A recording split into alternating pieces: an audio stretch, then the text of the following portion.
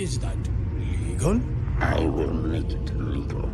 Where do you get this bureaucratic bull? You have all the character references of a politician. Intelligence has nothing to do with politics. This president is not above the law. If the dirty air don't get to the politicians will. The last remnants of the old republic have been swept away. These orders have forced us to declare independence.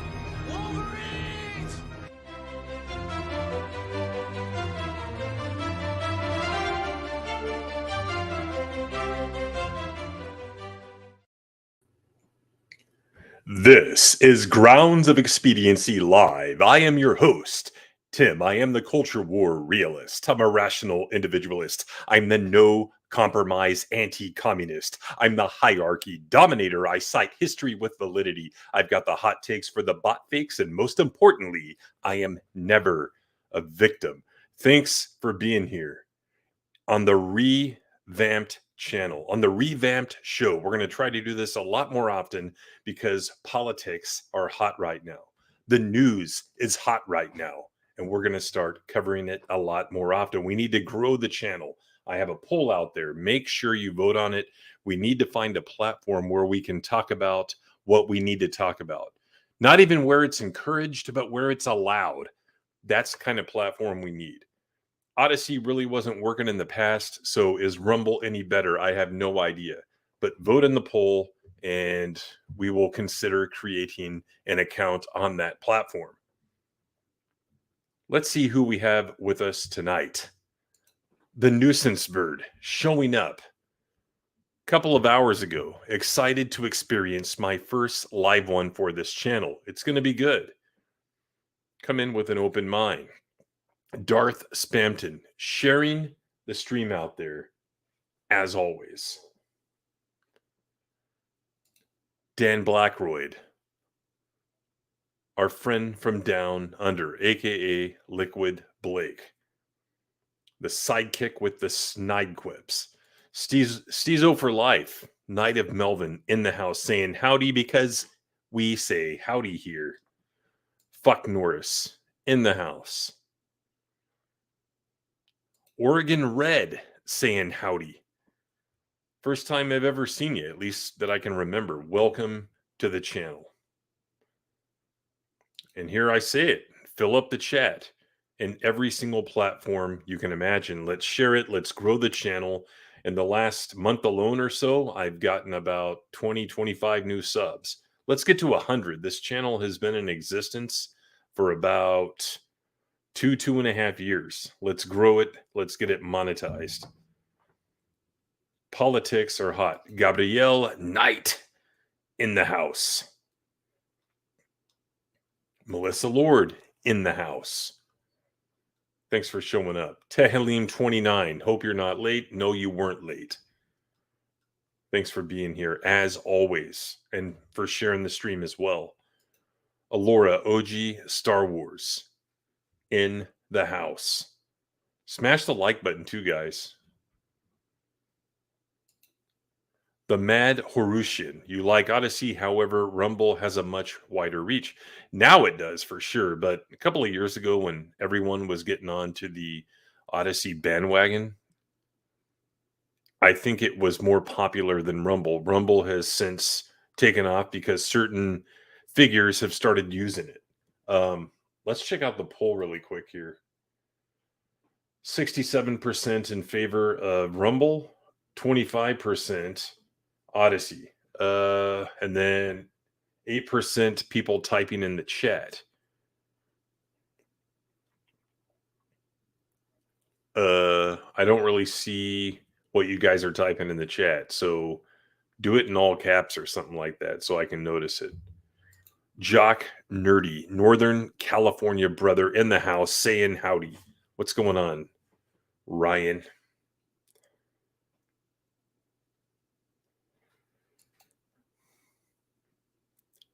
Yeah, that's dang right. And this is going to be the outfit.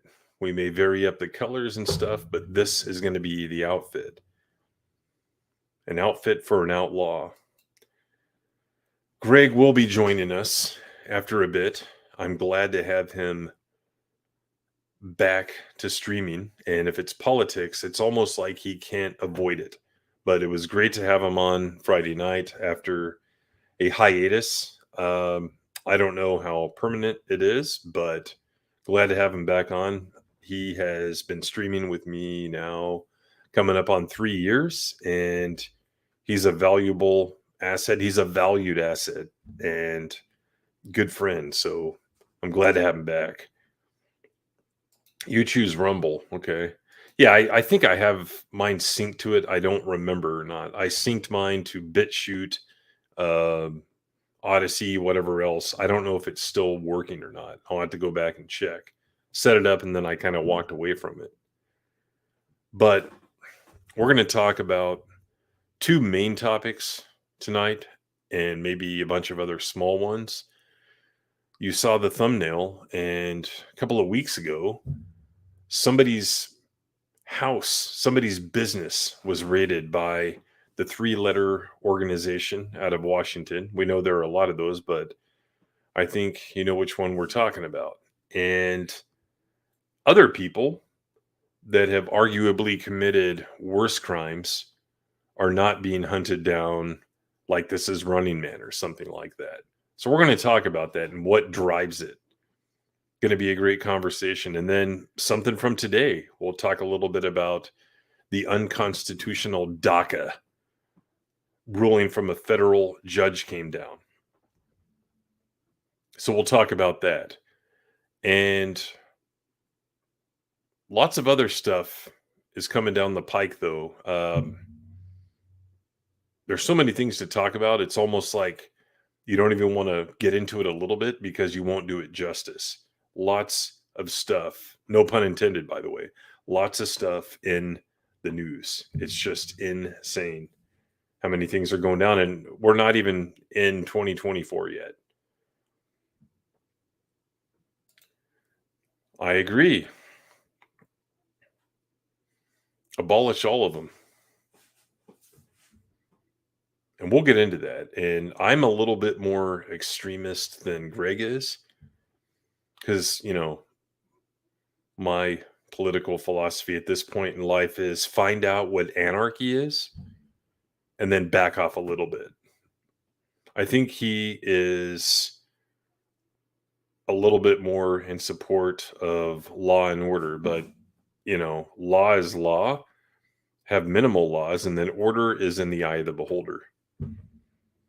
So I'm very hands off. And in my creative project, which is a science fiction setting, expect to see some of those themes in that, but not anviliciously slow, more in terms of like a analogy and not heavy-handed. It'll be very artistically portrayed. So can't wait to start working on that. Had the idea again 26 years, and I am working on it. So stand by on that. Corey Cochran in the house. Truth Bomber, right? That's what you're talking about. We're loading up the cannon with Truth Shot. You straight up say anarchy for the win. And we're not talking about that fake anarchy that the communists in Portland proclaim to like, because they do not like that. They would never survive in anarchy. So we're talking about the real kind.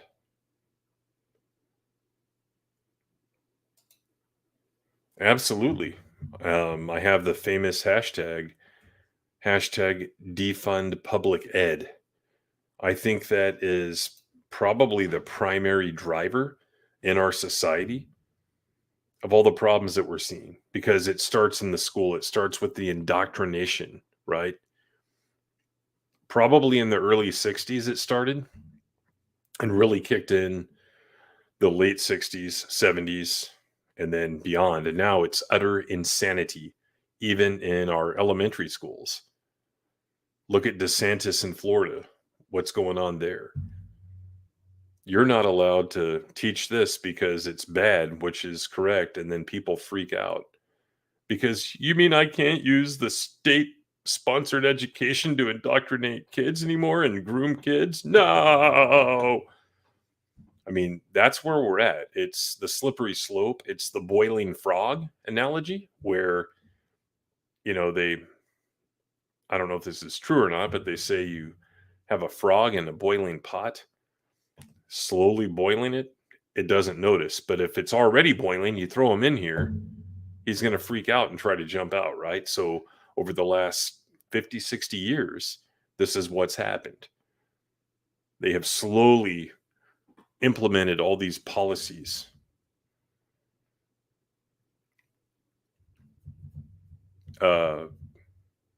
Critical race theory, political correctness, diversity and inclusion, all that stuff, very slowly.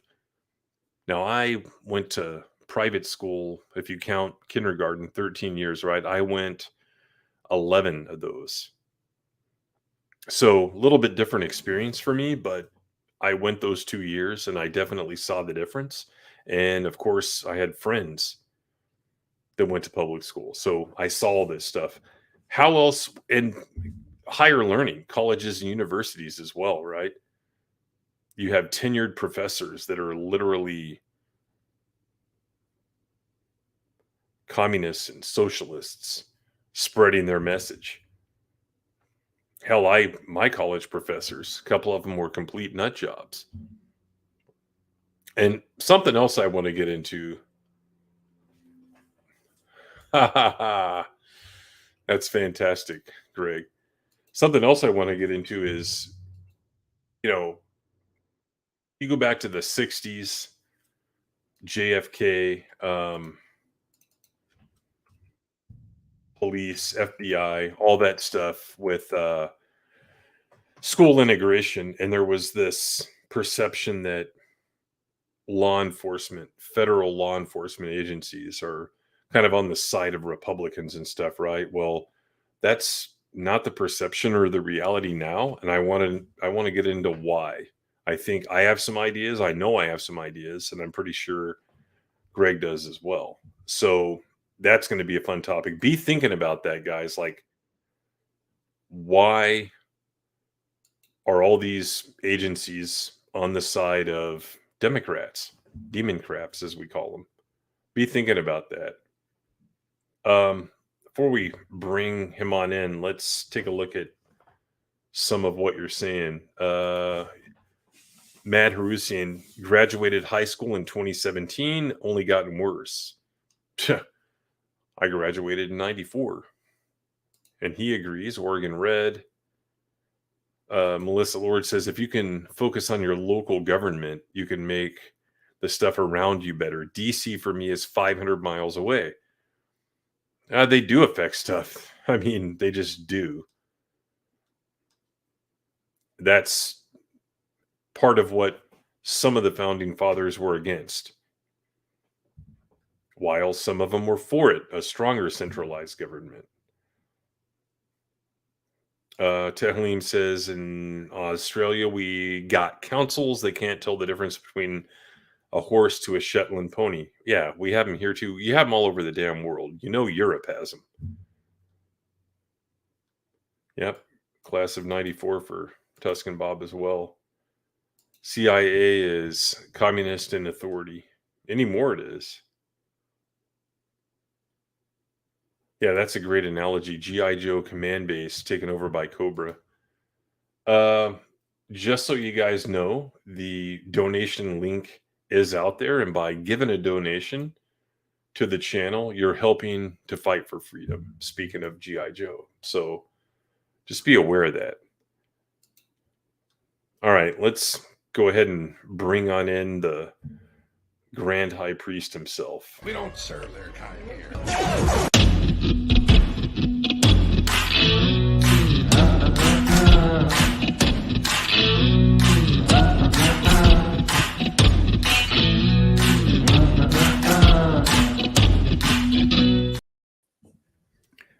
Good evening. Good evening, sir. Meteor Advocate Timon's in the house from Brazil. So what have you been keeping up with the news? A fair bit of it. Every time I watch a press conference, I go insanely mad Hmm. because they just this flat out lying to your faces and just going like, no, we're not. Right. So I've been dipping in. I've been following a lot of the stories. There's podcasts I listen to get some of my other news.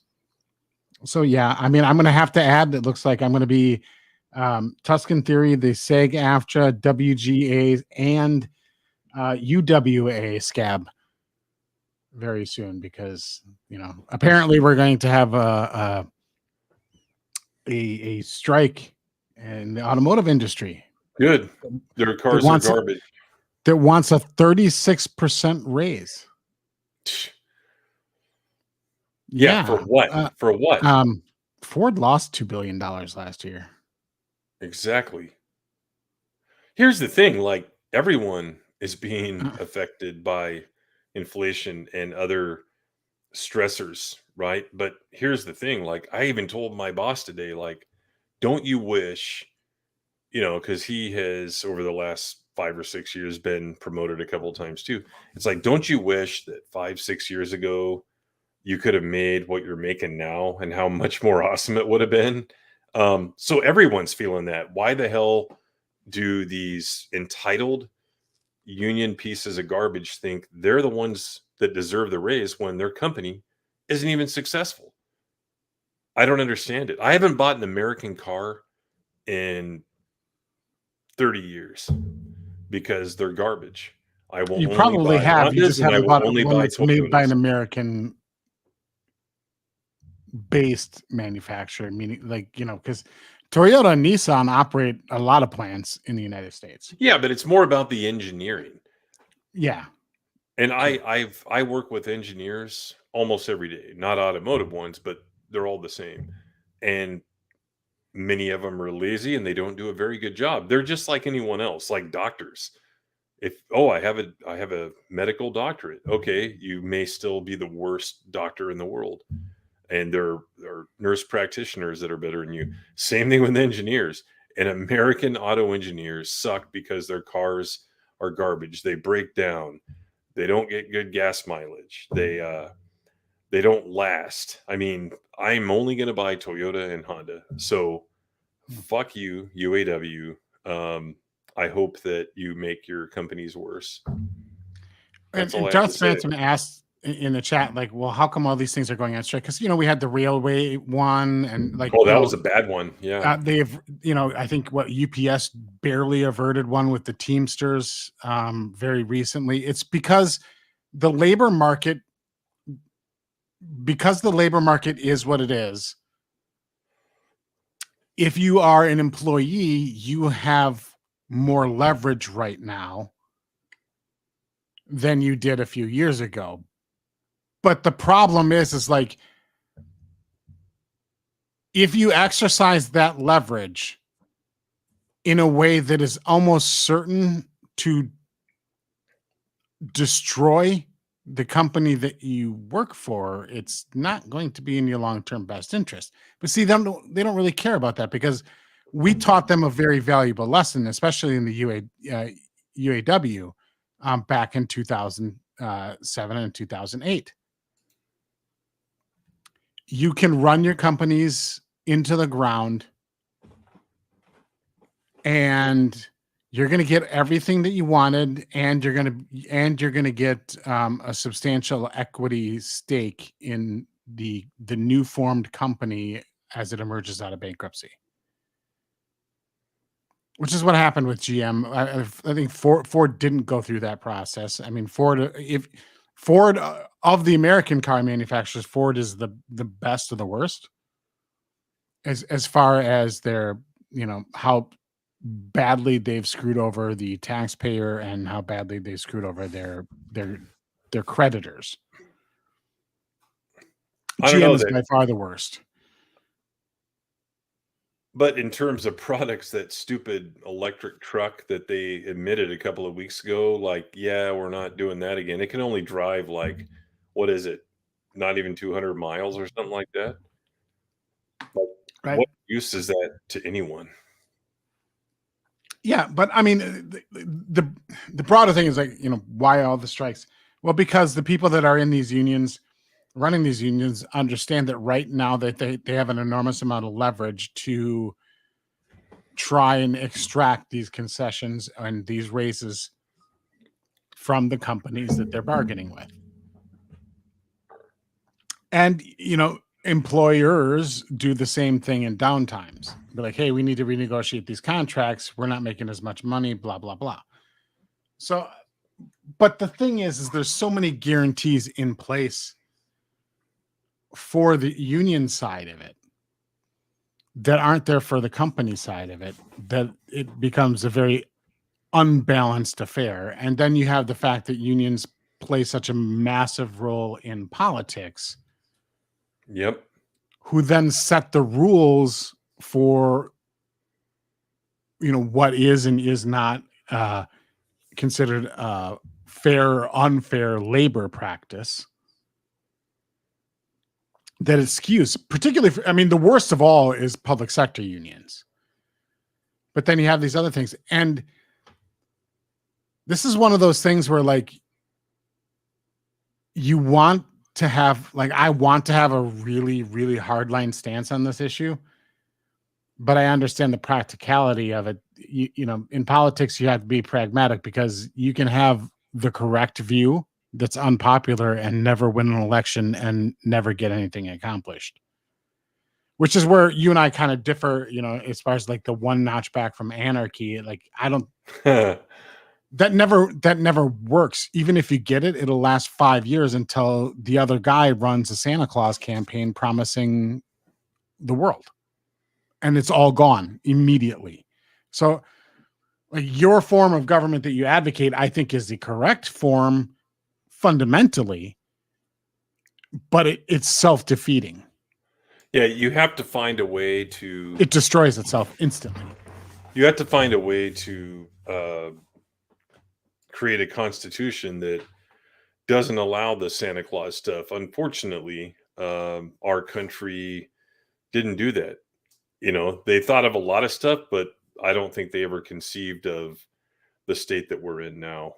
And well, no, because we didn't have any safeguards against it. They had to pass amendments in order to destroy the country, and those were passed in the Woodrow Wilson era, which is why Woodrow Wilson is and always will be the worst person to ever walk the face of the earth. Yeah, horrible president. Yeah, horrible president. He was on my Mount Rushmore of worst presidents. Yeah, he's my first through four. He's like 1, 2, 3, and 4. And I put Teddy Roosevelt on that list because that cocksucker is what got Woodrow Wilson elected with his bullshit party. What's progressives, conservatives. What's hilarious about that? Like, Razorfist hates Lincoln, right? Mm-hmm. But he likes Teddy.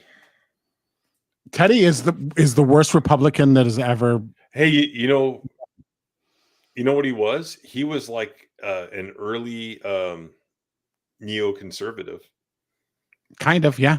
He was, he was the carry a big stick with the foreign policy guy. Yeah. Uh-huh. He was about setting up all these conservation plans, very centralized government. Like, he was a progressive. And that's what the whole Bull Moose Party did. And what that did is it ruptured the Republican Party enough to the point where Woodrow Wilson kind of skated in. Mm-hmm. Woodrow Wilson may have won other anyways, but it was made easy for him thanks to the bullshit party. But here's a lesson in politics that I think a lot of people are going to forget, along with everything that happened during the pandemic.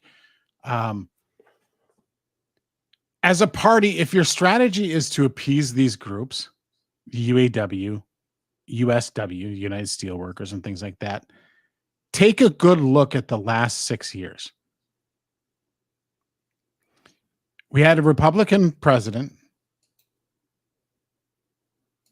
bend over and spread his big fat orange cheeks and put in tariffs at the behest and to the benefit of those industries, who then immediately turned around and made every effort under the sun to defeat him just a couple of years later.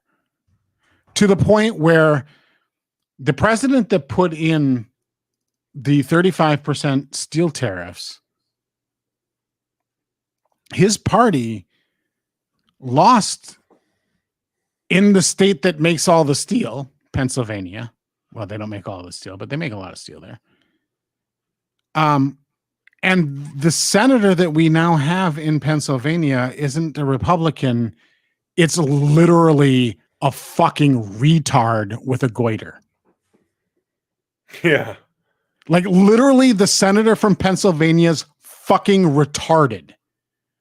Mm-hmm. And people will say it's the stroke. And that might be, but if you remember the campaign, like this is a guy that has accomplished and produced nothing his entire adult life. Lived off his fucking parents, then got into government. Like never produced anything, and he was never a smart man. Basement dwelling. Kind of like Biden. Like Biden was dumb 30 years ago. What we're seeing with Biden now is senility with stupidity. Yep. Like Biden's always been a fucking retard as well. Like he is like he was a gaffe machine 30 years ago, 40 years ago. He got run out of a presidential primary campaign, in 88, who Dukakis eventually won. Yeah, how sad is that? Yeah, how sad is that? that political juggernaut that just like took the world by storm, right? Michael Dukakis won that one because he was booted out of the campaign because he was plagiarizing shit. Yep.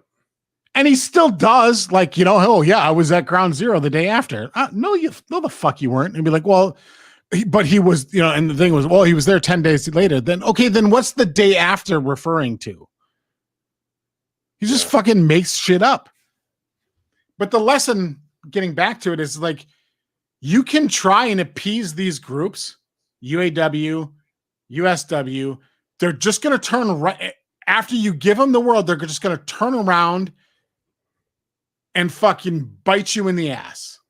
Yep. Because a guy like Biden's going to come around and go, hey, look, I'll leave your tariff in place and do card check. Yeah.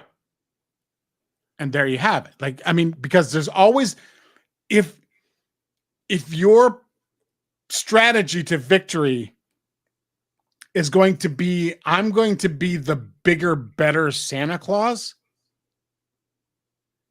the other guy is always going to be able to do like, yeah, I'll do everything he did plus one more.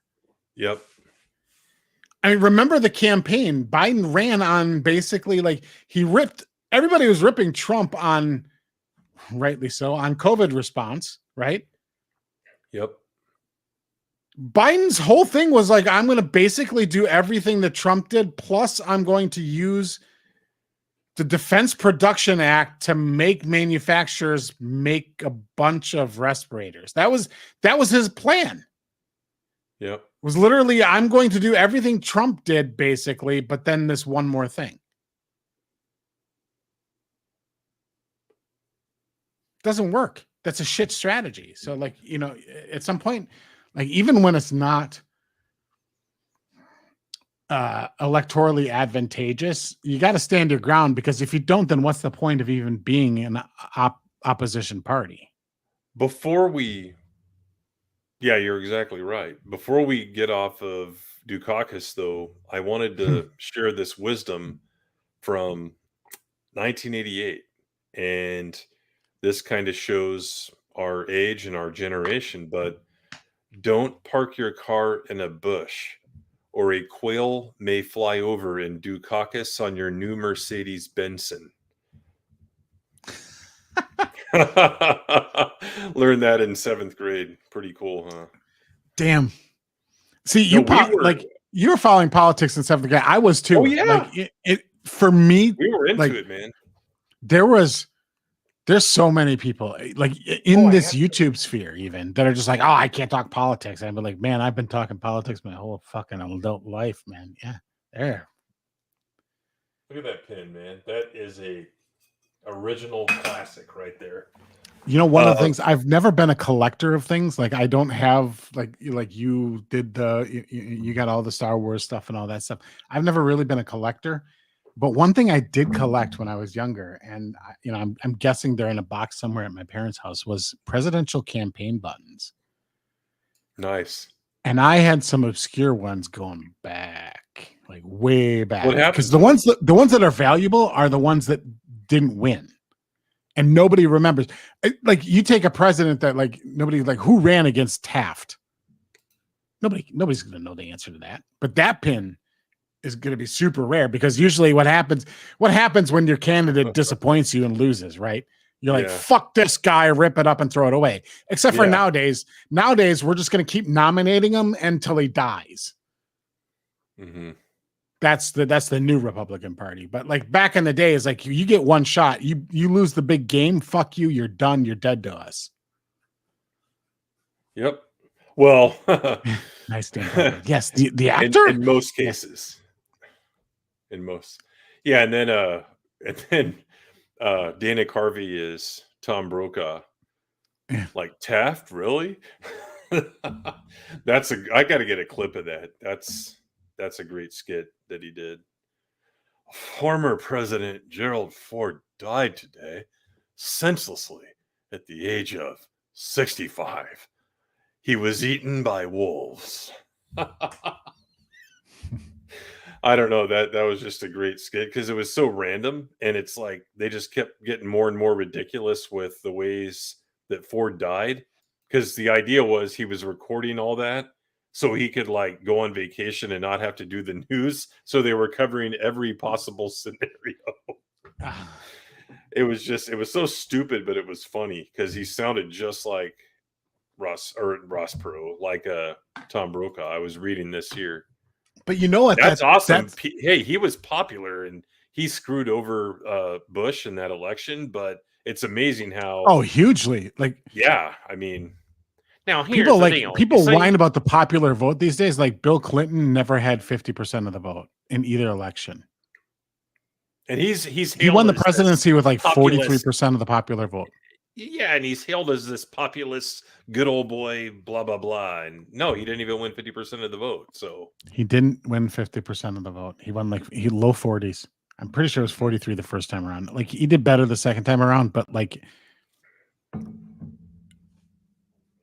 it was against Bob Dole. Yeah, no kidding. Oh, you voted. Ugh.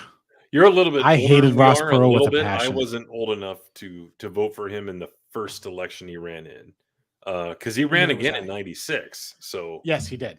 Mm-hmm. That's why Bill Clinton never won the popular vote. Right. Mm-hmm. I mean, if for a trivia question, like who won a larger percent of the popular vote, Bill Clinton or George W. Bush in 2000? George W. Bush did. Wait. You mean not Clinton? You mean Gore?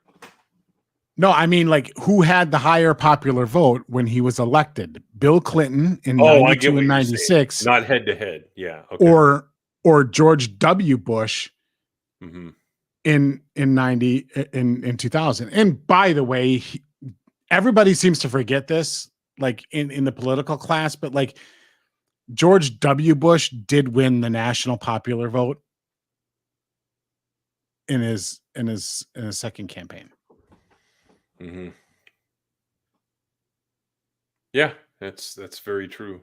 Now, here's the thing: we couldn't vote in '92, but I would have never voted for him. Who? Perot. No, me neither. But we were very much into the campaign. Like people, it was a thing at our school. Like we had the signs in our car, and we got more and more ridiculous. This one kid had gotten a yard sign, and he had gotten suction cups, and he put it in his back window to where he couldn't even see through his rearview mirror. And he was a Bush guy. So anyway, yeah, like H.W. Bush was like I'm not a huge fan of H.W. Bush because like as far as like he was really the first of the modern era conservative lights, but like he really did get kind of hosed. Yeah. 1,000 points of light. Yeah. Well, I mean, and that was a the great course. lesson for Republicans then too, is basically because like he promised, read my lips, no new taxes. And then they forced him into a budget deal where taxes were raised, and then they Yes. turned around and destroyed him over it. Right. It wasn't like he was proposing; it was a compromise deal because at the time, because you got to remember, like in 1990, like the Democrats had control of the House for like the previous like 4 decades. Like their reign of control of Congress was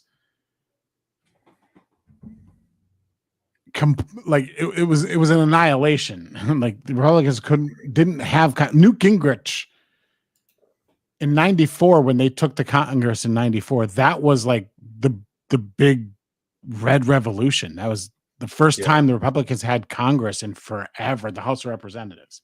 Anyway. Yeah.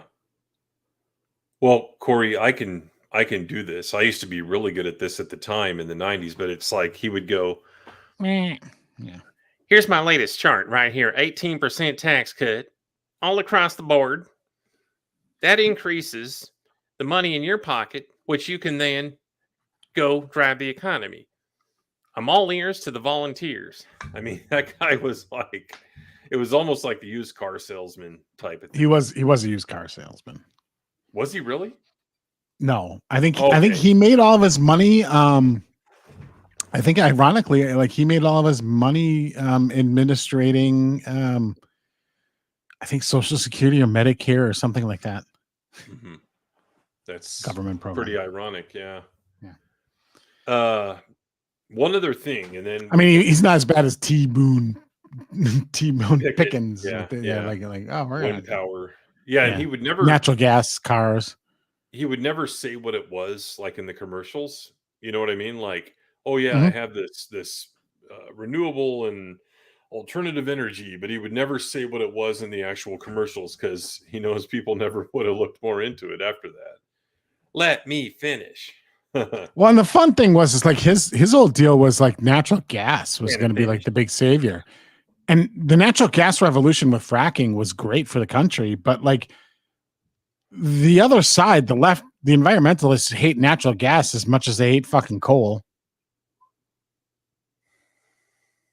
So like that, they hate fracking, they hate natural gas, they hate any fossil fuel. So like that wouldn't, they hate fucking as well, but. Well, they bunch of incels. No, they like fucking as long as it's non-standard. Yeah, that's a good point. And they don't like to do it themselves because it's icky. They only like when other people do it. But no, something to tie it back into that topic, and then we can like move on to the main ones. I got off a call today with 2 different other companies beyond my own, right? And guess what? We're getting screwed over for the next 365 days because of some of the tariffs that the former president put in place. Yeah. Or at least signed into law. So here we go. Food's about to go up, guys. Like again. I don't think any of the tariffs. I don't think any of the tariffs were passed as part of any legislation. They were all executive. It was all okay. Well, and we're going to get into executive stuff later. So here's the thing, though: Biden hasn't rolled them back, and those guys. He left them all, he's left almost all of them in place. I think he's rolled back some of them from Europe.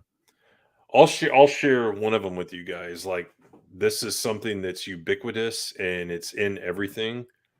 It's garlic. Like it is very expensive right now, and it goes into everything. And when that's expensive, I use a fuck ton of it.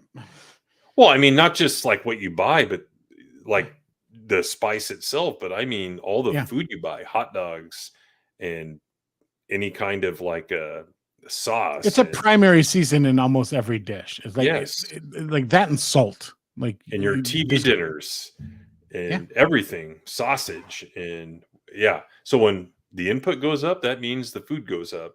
And thank you very much for the tariffs. They had a bad crop and it's not good. So we don't grow very much domestically.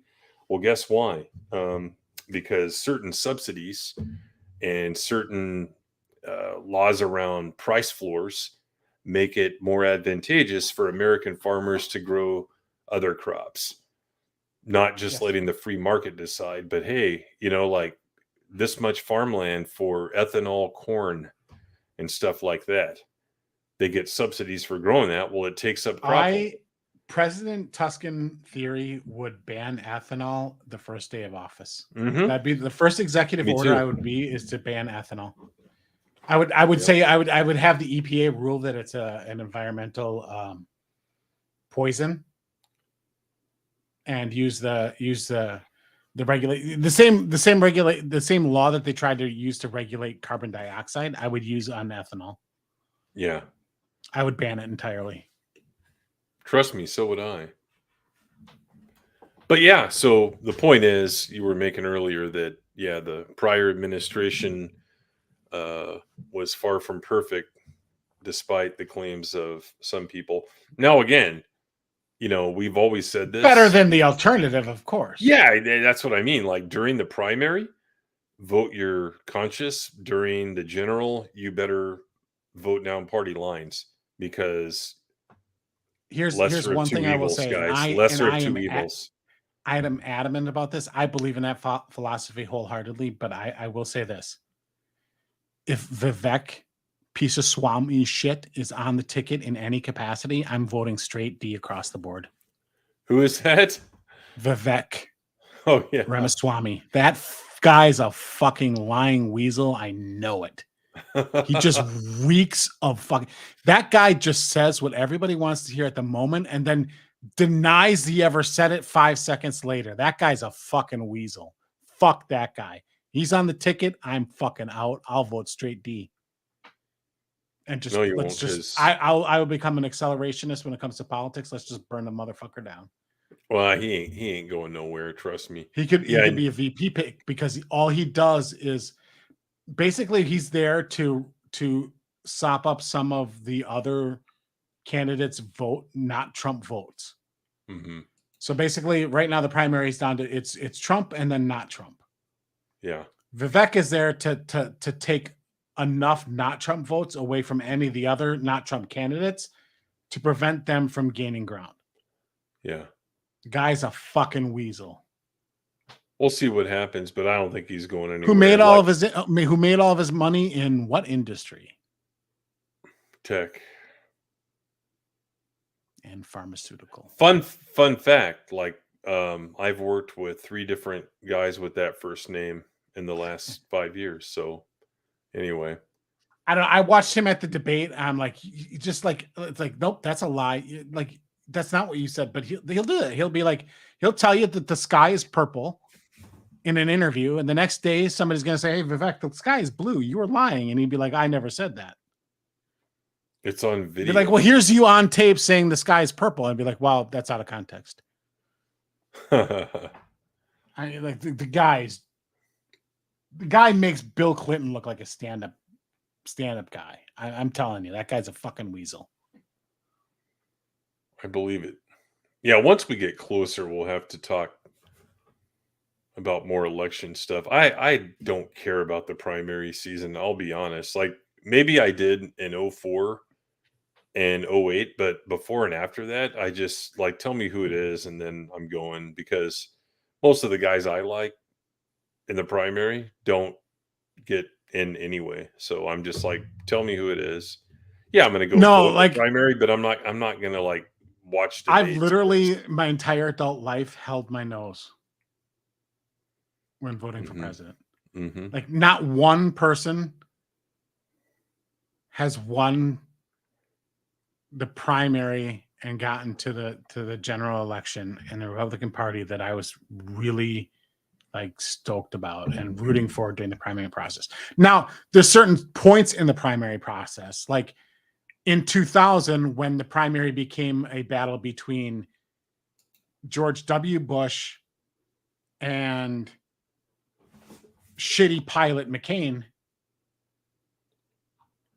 Of course, I was rooting for George W. Bush because I think the devil incarnate's better than John McCain. But we still ended up dealing with that fucking asshole in 2008, and he proceeded to lay down and take it up the ass. And, you know, that's the first time we knew that Barack was gay, by the way. I know that's been in the news lately. We knew that in 2008 because he fucked John in the ass for fucking months. Yeah. And John was just like, yeah, give it to me, Barack. They gave him his shot, and he completely failed because he didn't even run. He didn't. I think Biden in 2020 campaigned harder than McCain in 2008. In boxing, we call that taking a dive. Absolutely. Looking at the lights. That's exactly what he did. I've told this story before, but I think he was somewhere in Oklahoma, you know, in one of his rallies, and this black guy, you know, in a suit and all that stuff went up there, and it was his turn, and he's like, "Sir," and this guy's like folding his hands like he's praying. He's like, "There's so much to go after," and he's like, "I'm begging you, like, go on the attack." And then McCain like makes this face with pursed lips, and he walks up to him and shakes his hand, and the whole crowd's like cheering like he's actually going to do it. Guess what happened the next day?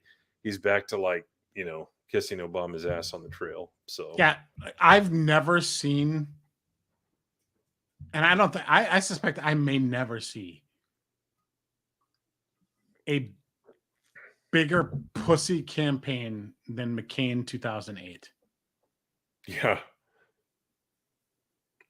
Like, just would not go after him. And like, as much as like the media was hyping and trying to give like Obama this messiah aura, like there was a lot to go after him on.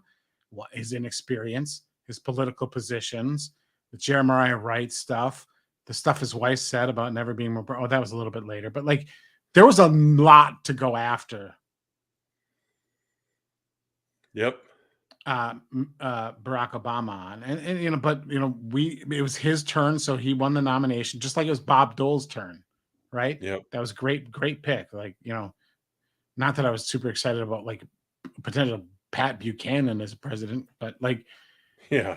But we keep doing that, and then we turn around in 2012. It's like, okay, the Republicans wave election after Obamacare passes. They win a wave election in 2010, Tea Party, all that other things. And then who do we nominate? The guy who put Obamacare at the state level in Massachusetts. Oh, geez. That was the guy that we decided that we were going to run against, the guy who put Obamacare in place on the national level. Here's the thing. You just can't dream up dumber than that. Well, and here's the thing with Romney. Like, who, by the way, announced today that he's not running for re-election. Good. Oh, good. What a waste. Like, look, I said it before, I'll say it again. I understand that you're going to have milquetoast, rhino-esque Republicans coming from very purple states. Right? Like, I don't expect a hard right-winger to come out of Maine. I don't expect a hard right-winger to come out of Arizona. But to have like Utah, to have a puss like fucking Romney in a deep red state like Utah is just unacceptable to me. Here's the thing with him, and I hate to potentially be this fallacious, but you can just tell by looking at him what a douche he is, and why would you ever want him as your candidate? Just a thought. And the way he sounds, I just I lost all my respect for National Review, and I was like a subscriber, you know, to the magazine and the website for many years. When they endorsed him, like I'm like, nope, in the primary, like I'm done. And they had declined endorsing people several times, but they endorsed him, and I'm like, yeah, this is. And that was after Buckley was out of it and or dead. Yeah. I don't exactly remember, but he was writing his column up almost until he died. And no, I was out. I think I just completely stopped subscribing at that point. And I would read those things cover to cover because there were a lot of good articles on current events and just ideologically philosophical stuff as well. Like, hey, you know, this is how we get here in education and stuff like that. Way better than Weekly Standard. That piece of garbage. Like, what did it last? 15, 20 years until it went under? Garbage. But yeah, National Review was once a great magazine. Firing Line, you know, that was fun to watch. You can find it out there on YouTube and stuff. I went to a rally in my state, a Romney rally, when he first, like, it was just after he picked Ryan as his running mate, Paul Ryan. Now, Paul Ryan is from my state, so like he was like he's from the southern part of my state, not where I live, but I liked Paul Ryan at the time, and here's another great lesson. Like, look, some of your best idea guys and your best in the weeds policy wonk, you know, potential people to work at like the Heritage Foundation, you know, those kind of people, they're good to have in your party. But being good at that one thing doesn't mean you're good at being a leader in your party. No.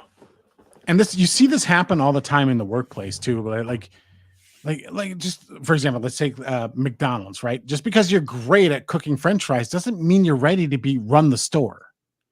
They're not even in the same vicinity of skill sets. Or go to Chicago. Yeah, being good at your current position does not qualify you for the position above you necessarily. Because generally it's a different skill set, especially when you start getting into managerial and leadership roles. And that's where you really sucked and kind of turned shit. But like, you know, because they were running, you know, Paul Ryan's going to throw your grandma, you know, throw grandma off a cliff because he was advocating, you know, back when Republicans actually believed in fiscal responsibility, which was the Tea Party movement, and then that died in 2016 with the election of I'm just never going to even touch entitlements, and I'm just going to keep spending what I want to spend, and I'll even do an infrastructure bill, but you know, fortunately, that never passed. Yes, you do vote the lesser two evils, and that's why I'm not a third party guy. I said earlier, yeah. I hate third party candidates. Yeah, and one thing, and here's another great lesson.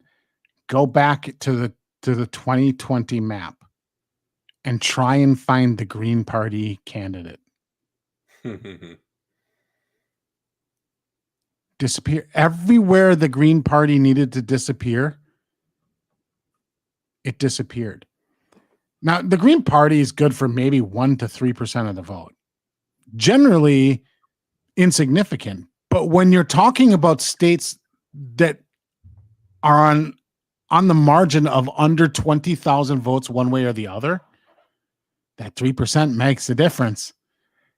And I don't know any Green Party voter who would ever just be like, well, there's no Green Party candidate, so I'm going to vote for the Republican. It's convenient how in every state where it needed to matter, the third parties that are on the left just disappeared off the ballot. Yep. Not the fucking Libertarian garbage party, though. They were everywhere where they could fucking screw things up. Because their primary belief as a party is to only run in national elections on a platform of we'll do nothing, don't campaign seriously, don't put up serious candidates, and don't get any votes. There's your and legalize weed. And legalize weed. Mm-hmm. Which, by the way, I guarantee Biden's going to do before the 2024 elections, just so you know. They're already... Write it down, folks. He's calling it here. They're already reviewing. They've already announced that they're reviewing the status and the DEA or whatever agency is responsible for classifying, you know, probably what scheduled drug it is. They're already working on it. By 20... This is going to be the new, like, here's your free college thing. It's going to be like, here's your weed. I guarantee it. Election tampering, that's what I call it. Well, I mean, like, you know, we can call it election tampering. I mean, it's vote buying essentially, but like, Yeah. you know, all campaigning is vote buying to some degree. When you no longer live in a country that respects property rights and believes on a fundamental level that you're entitled to somebody else's property, when you've crossed that threshold, then yeah, everything is just a measure of vote buying.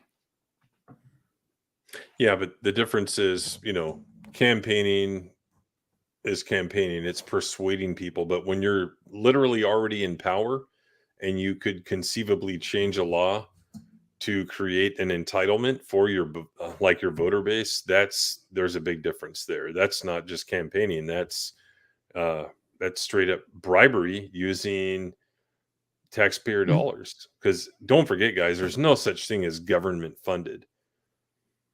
There's taxpayer funded. There's let me Or it's revise just, that. you know, There's debt funded. theft victim funding is what it Mhm. is. Not taxpayer. We're theft victims. We're not taxpayers. So Yeah, anyway, but like once you cross that threshold where your property is no longer yours by right, but by the good graces of the mob, yep.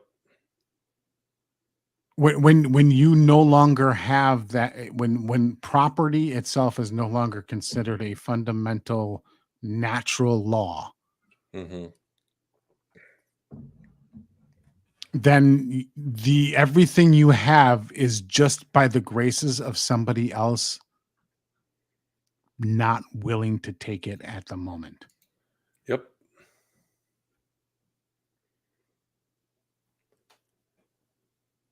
So anyway, that's a good segue.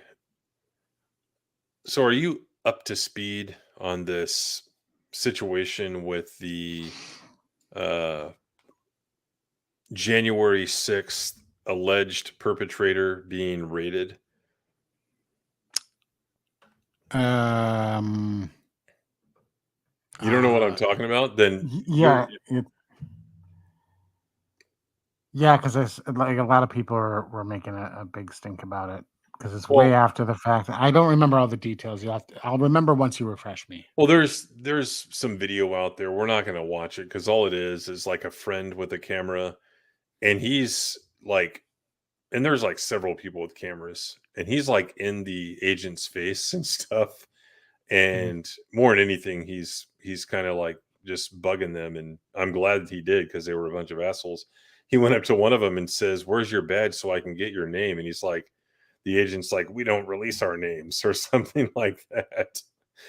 Um, but what's going on here is, and you'll be shocked, Chat, when you find out how they found this guy. You'll be shocked. And then we're going to make a comparison between creepily tracking someone down like this and who they're not doing that to. But Well, this is the guy who had his safe opened up by the company. yeah, and that's another part. So Liberty Safe Company apparently has in the fine print that they will release the backdoor code, the backdoor password to any safe if there's like a warrant. So never use Liberty Safe. I don't even have a safe. I don't really have anything to put in a safe. My guns are like out. There's no use of having guns if they're locked up. But there's some other valuables I could conceivably put in one, but I don't have one yet. Maybe someday. But yeah, don't buy Liberty Safe. Let's read this. So this is the actual affidavit from the U.S. Attorney's Office.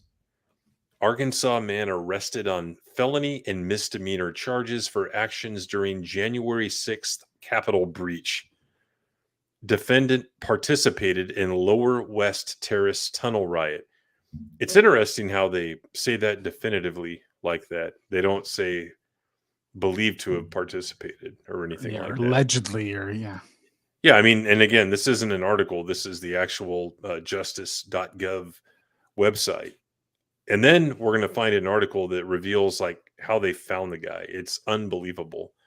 Washington, an Arkansas man has been arrested on felony and misdemeanor charges related to his actions during the breach of the U.S. Capitol on January 6, 2021.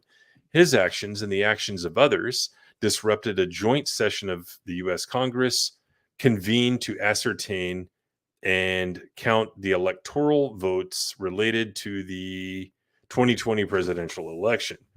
Nathan Earl Hughes, 34, of Fayetteville, Arkansas, is charged in a criminal complaint filed in the District of Columbia with a felony offense of civil disorder. In addition to the felony, Hughes is charged with misdemeanor offenses of entering and remaining in a restricted building or grounds, disorderly and disruptive conduct in a restricted building or grounds, and impeding passage through the Capitol grounds or buildings. Hughes was arrested on August 30th, 2023 in Fayetteville, Arkansas, and made his initial appearance today in the Western District of Arkansas. According to court documents, video footage obtained from law enforcement depicting the events of the Capitol on January 6, 2021 shows an individual later identified as Hughes as present in the vicinity of the Lower West Terrace Tunnel for at least 1 hour. Hughes wore a black, dark blue, and camouflage print hat with a frayed brim, distinctive black mechanics gloves, a gray hooded sweatshirt, and a black InfoWars branded shirt, blah, blah, blah. So, number one, like, I don't like that. I don't know what your thoughts are on the attire. Well, I think this guy should be on the next Friday Night Tights. Well, there you go.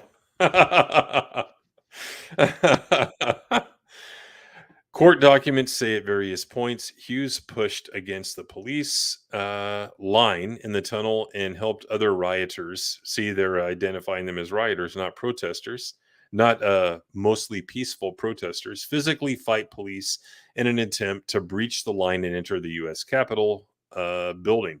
At approximately 3:15 p.m., Hughes was at the mouth of the tunnel and signaled the crowd of rioters, "Come on, come on," while waving his hand in the direction of the tunnel. After signaling to the crowd, Hughes entered the tunnel and charged toward the police line. Inside the tunnel, Hughes continued to signal others to enter and confront the police line. Hughes then stood shoulder to shoulder with others and began to rock back and forth in a synchronized movement with the crowd. At about so they were kind of dancing, right? At about 3:18 p.m., Hughes assisted the mob with forcefully removing police riot shields and passing them out of the tunnel. Hughes also personally attempted to forcefully pull away police shields and pass them out of the tunnel back to the other rioters. At approximately 3:19, as Hughes was being forced out of the tunnel by police, he was observed using his elbow to strike in the direction of police. After he was pushed out of the tunnel, Hughes remained in the vicinity. Wait. So basically, they said he pointed his elbow at the police. That's the crime. Like he waved his elbow in the vicinity of the police and be like he pointed his elbow at them. That's the crime. Mm-hmm. Okay. Hughes remained in the vicinity of the tunnel for at least 90 minutes, encouraging other rioters to pull them out. Earlier in the day, Hughes had witnessed the mob forcibly pulling police officers from the tunnel into the crowd. The case is being prosecuted, blah, blah, blah, blah, blah, blah. Everything else is just, what they're doing next, and call 1-800-CALL-FBI. And that's about it. So they identified him, right? And it's been 2.5 years now, 2023, and we're in the summer now. So let me pull this up here, and you guys can look at the headline for yourselves. This is the state newspaper here, Arkansas Democrat Gazette. Identified by his ears, Arkansas man is arrested in Capitol riot. Let me repeat that. Identified by his ears, Arkansas man is arrested in Capitol riot. A Northwest Arkansas man arrested Wednesday in connection with the U.S. Capitol riot was identified by his ears. That's the opening line. Nathan Earl Hughes, 34, was arrested in Fayetteville on 4 charges, including a felony count of interfering with police during a civil disorder. Hughes was released from the Washington County Jail on Thursday on a $5,000 bond. A news release from the U.S. Department of Justice indicated Hughes lives in Fayetteville, but the online jail roster listed his residence as Bentonville. Hughes is accused of joining a mob in the Lower West Tunnel, blah, blah, blah. It's repeating what he's being charged of. Let's see. Zoom appearances for court. I'm trying to find the parts here that I found earlier.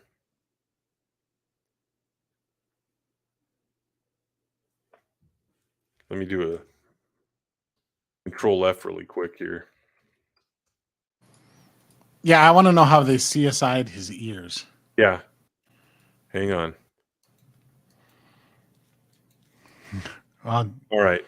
Blake might have something. It's the same technology as tracking fobs. Yeah, there you go.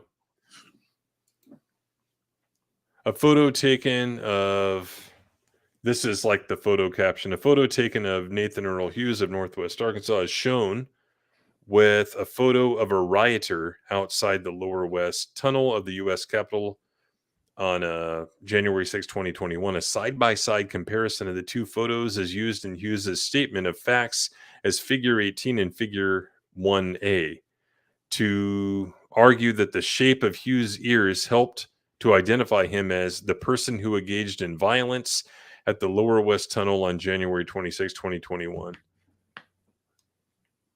And this is like the actual evidence caption. Included with this image was a photo of an individual who, based upon my review of records maintained by the state of Arkansas and surveillance conducted by the FBI, I know to be Hughes' distinctive notches at the top of his ears matched those of the person who engaged in violence in the Lower West Tunnel on January 6, 2021. So that's how they did it. Tell me how creepy that is. That'd be really interesting to be his defense lawyer, because it'd be like, well, don't say anything, client, and deny it was you, and just be like, so what scientific evidence do you have state that these notches are unique to a specific person and not coincidentally close to, like, how do we know that those ears can't be anybody else's? That Right. they have to be his. Mm-hmm. I mean, that'd be interesting to, like, circumstantially you could be like, well, yeah, it's the same guy, but I don't know. Like, if this guy really did all those things, like, the penalty should be one, participating in a riot that a whole bunch of other people are participating in. Because I don't condone rioting as a general practice. I detest. Wait a minute, you're telling me rioters. It's not the voice of the unheard? It's not no. Here's what it comes down, and this may be an unpopular position, but you motherfuckers that participated in January 6th, like, destroyed a party. You destroyed a movement because of your actions can now be scapegoated and attached to all the rest of us forever and ever and ever, and your actions can be used as an excuse.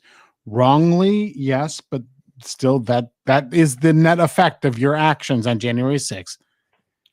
You have made opposing the other side that much more difficult. So I don't have a whole lot of pity.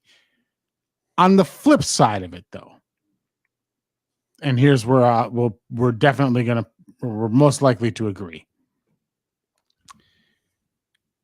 If we're going to go to such extreme measures to punish anybody involved in these actions, then boy, do I have a list of other things that happened in 2020 that I would like to see some CSI bullshit be done with. Well, let me get to that. This is from May 27th, 2021.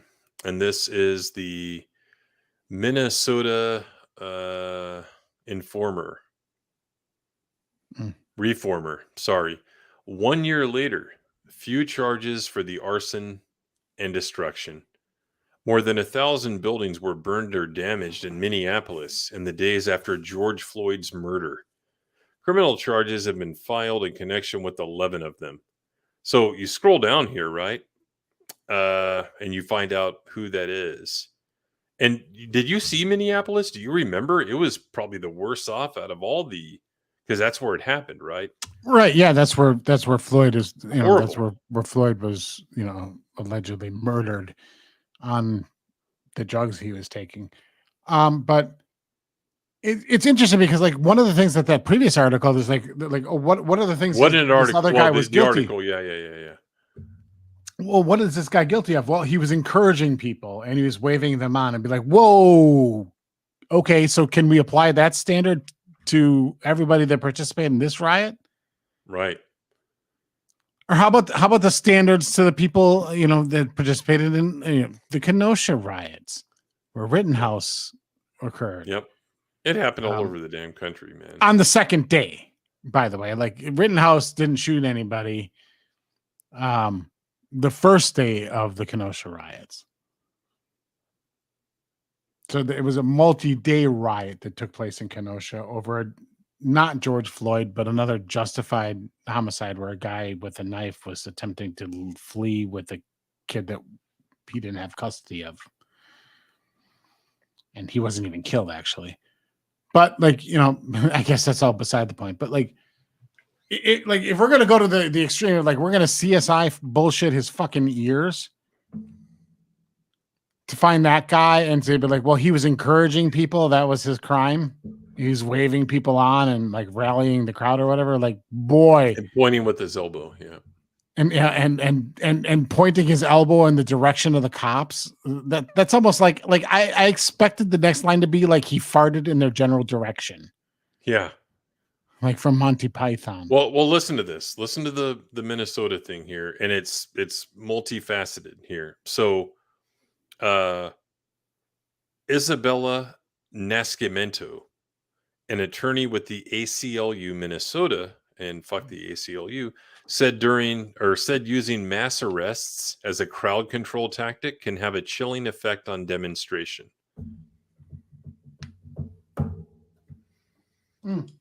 Yes, it can have a chilling effect on illegal riots that you call demonstrations. Exactly. More than 600 people were cited or arrested for misdemeanors in the week following Floyd's murder. The vast majority, 520 of the 612, were in Minneapolis. All but 26 of those were dismissed. Yeah. Now, you know, which ones weren't? The vice president of the United States was encouraging people to donate to the bailout fund. Yep. For those people. Which ones weren't dismissed? The U.S. Attorney's Office is prosecuting Ivan Harrison Hunter, a resident of Bourne, Texas, on a charge of riot after he allegedly fired 13 rounds from a semi-automatic rifle inside the 3rd precinct on May 28th, the day it was set aflame. So he allegedly shot into a police station, right? Now listen to this. Hunter is a self-proclaimed member of the anti-government extremist group Boogaloo Boys. Greg, would you like to tell the Chad who the Boogaloo Boys are? Do you know who they are? No. So they are accelerationists. They show up at places like this and they agitate it. So in theory, you know, they're on the right. So they want to accelerate this stuff. So guess what? Is it a big shock that they're one of the cases that they did not dismiss while they burned down downtown shops, grocery stores, and looted and beat people and everything else? You can go to Portland where they were burning federal buildings. Mm-hmm. Yeah, there's a whole lot of like the lengths that they went to. So I mean, there's so many injustices on in this whole thing. Is like, first and foremost, the sentencing in the ones that are getting convicted are, and let's be really honest, these juries are convicting them for being Trump supporters and nothing else. It has nothing to do with the weight of the evidence or their actions that they took. They're literally being prosecuted for being Republicans. Yeah, and you talk about chilling effect. What the hell do you think that's going to do? Because like you look at like what DC is not a purple town. Mm-hmm. There's not even a speck of red in DC. No. It's entirely deep motherfucking blue. So when you get a DC jury, like, what do you think you're gonna get? You think you're gonna get any Trump supporters in that thing? No. And here's the deal: like, I guarantee the prosecution did any research to be like, oh yeah, this guy's a registered Republican. He can't be on the jury. We dismiss this juror, find a reason to get rid of him. And so you have these guys getting convicted for 16, like what was that Proud Boys, 22 years? Yeah. It wasn't even fucking there. Mm-hmm. And like 22 years is like multiple murder. Yep. And nobody's murdered. No. So other than Ashley Babbitt, who was one of the protesters. And here's the thing, guys, like I found this article really easily when I Googled, like I tried Summer of Love, rioter arrests. I tried a few different things. I didn't really find anything. Then I tried like a 2020 summer protester arrests. And it was all about who else was arrested, not the actual protesters. So remember the McCloskeys? They threw the book out for like holding their guns as people were like trampling through invading their neighborhood. Yeah, neighborhood after they broke a barrier to. It was private. It was private, right? And here's the thing: like, am I saying that nowhere in the country did like any kind of investigating party, whether it's like a DA for a certain county or whatever, went after some? No, I'm not saying that. All I'm saying is with this kind of rigor where you're using somebody's ear shape to track them down 2.5 years later when arguably there was no harm, no foul, that tells you that there's a two-tier justice system. And think about this. We've talked about this before, Greg. Not only is it the party, it's like we're punishing you for Trump. Here's another difference. One group was at the Capitol, right? Mm-hmm. The elite class inside. The rest were just lowly peasants that own their own small businesses, and it got burned to the ground. Who's more important? The people hiding under their desks in the vaunted halls of Congress. What does that tell you when we're more worried about protecting the people that should be afraid of us than we are about the everyday guy that may be apolitical, maybe some immigrant that started up his cobbler shop, right, in the downtown streets of Minneapolis or Kansas City or St. Louis or Dallas, all the places all these riots happened.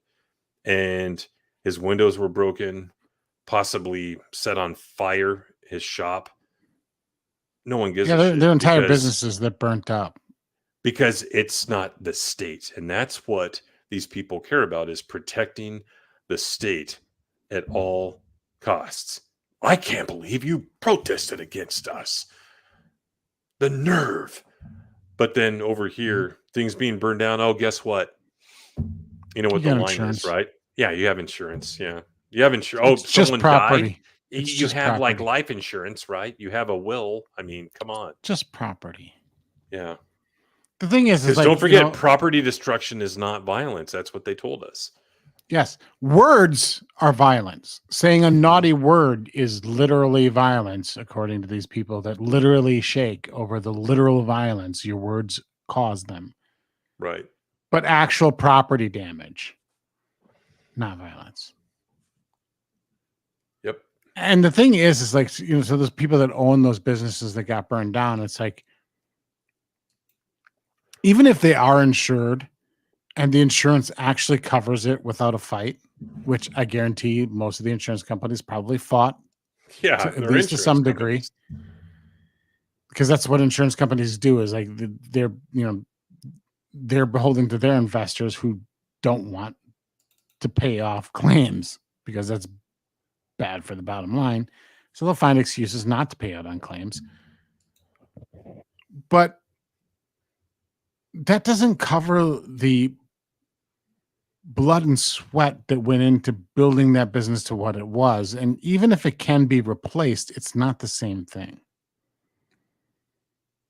Right.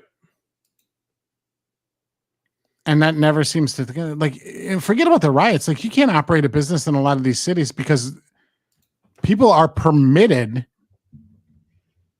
to just come in and fill a trash bag full of your merchandise and leave. And the cops will barely show up because they know that the DAs ain't going to prosecute them anyway because they're just too busy doing something else. Nothing. Right.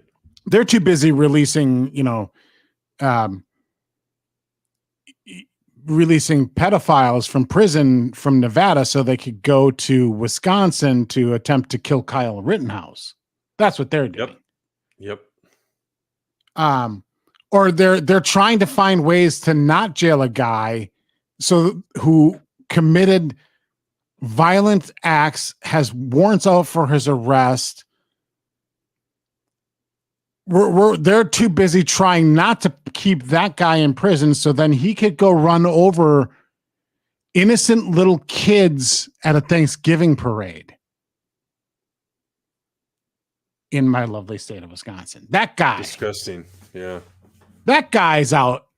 He got out like multiple crimes, piece of shit his entire life. Not one thing he's ever done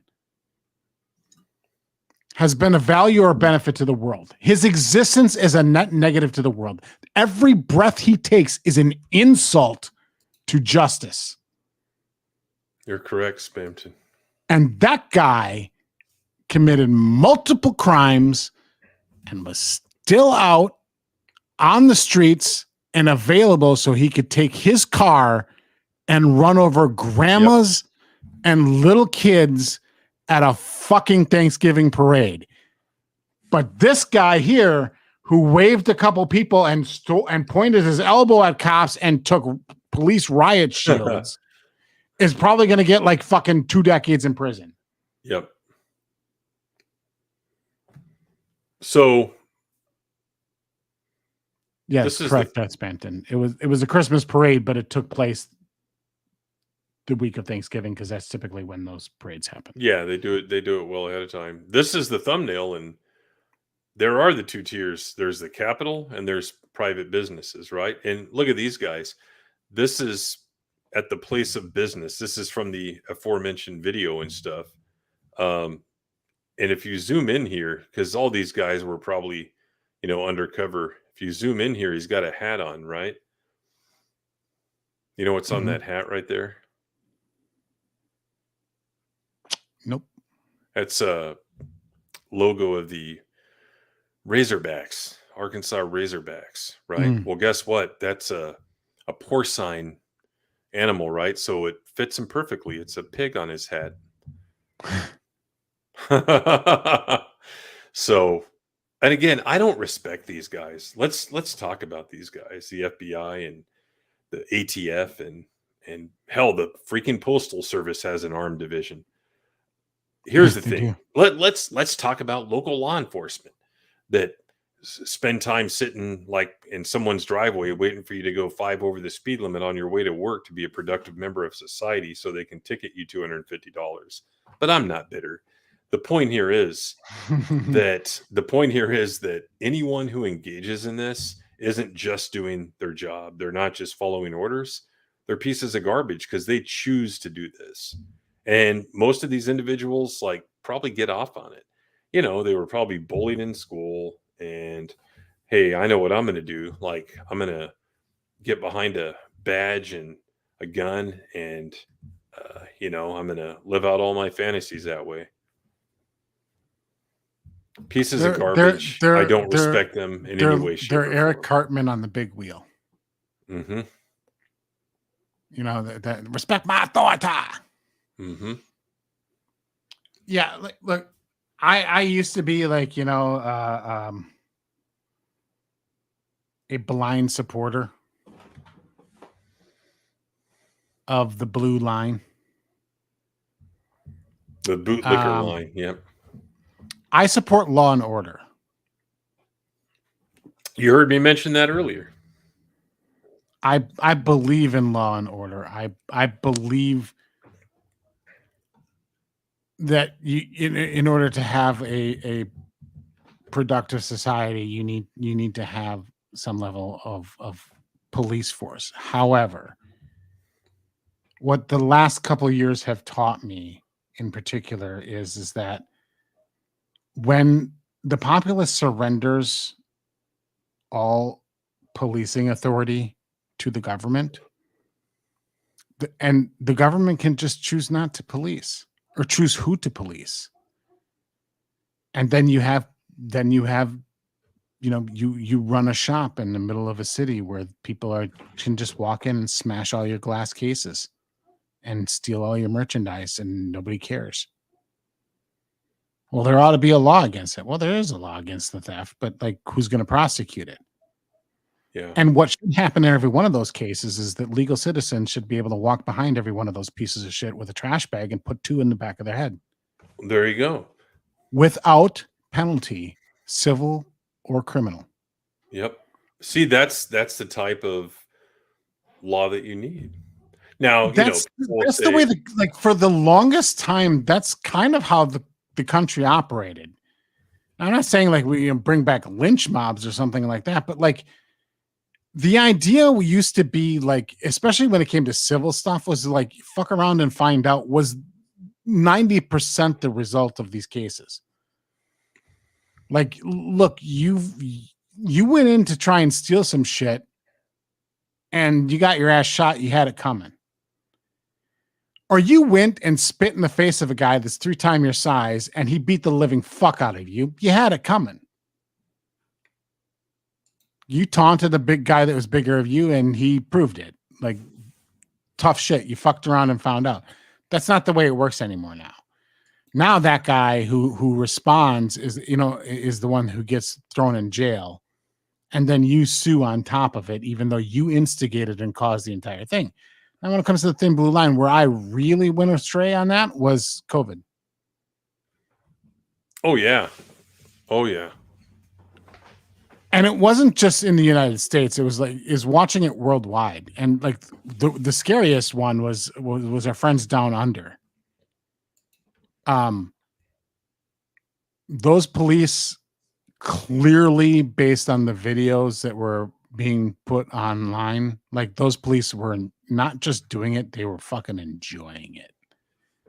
They were fucking getting their rocks off, beating the shit out of citizens who dared violate the restrictions.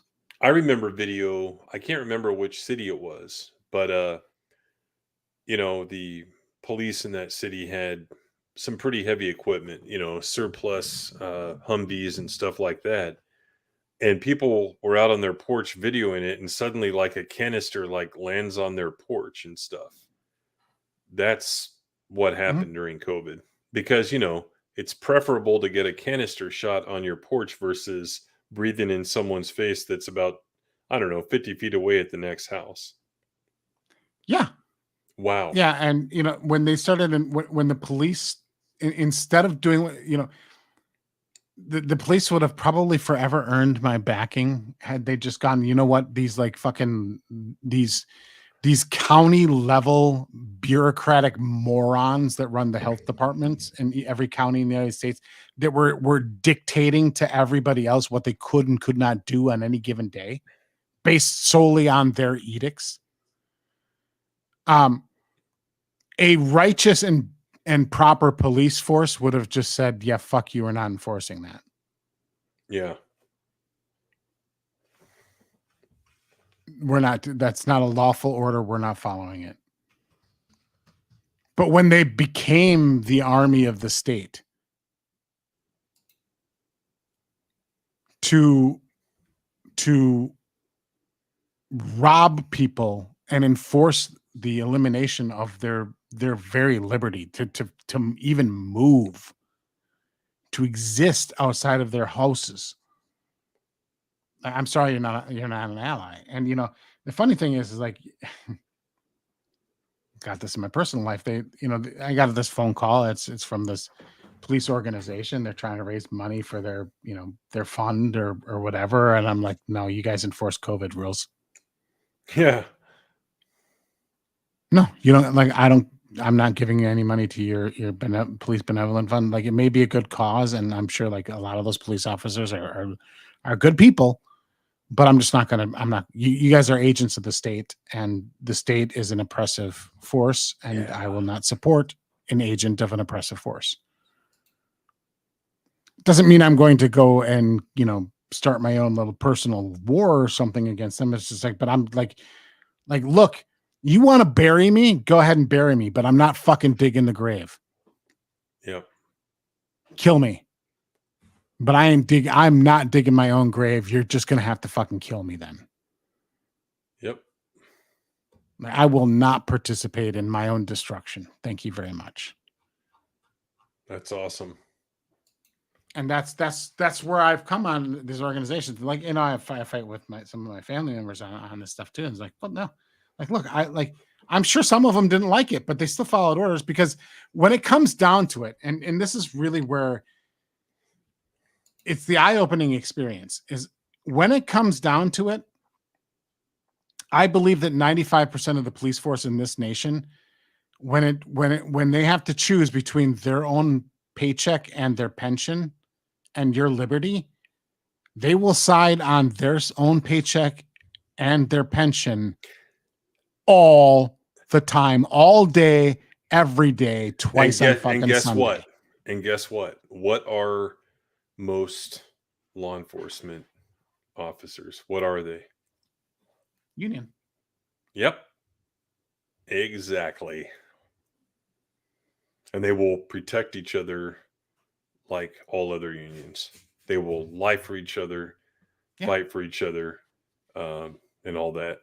Hey, you guys, if you haven't seen The Shield, TV show, but it was based on a real life series of events. There was a Rampart division in LAPD where a lot of that kind of shit happened. Hard to believe, but not really so hard to believe when you understand how government works or doesn't work without any kind of accountability.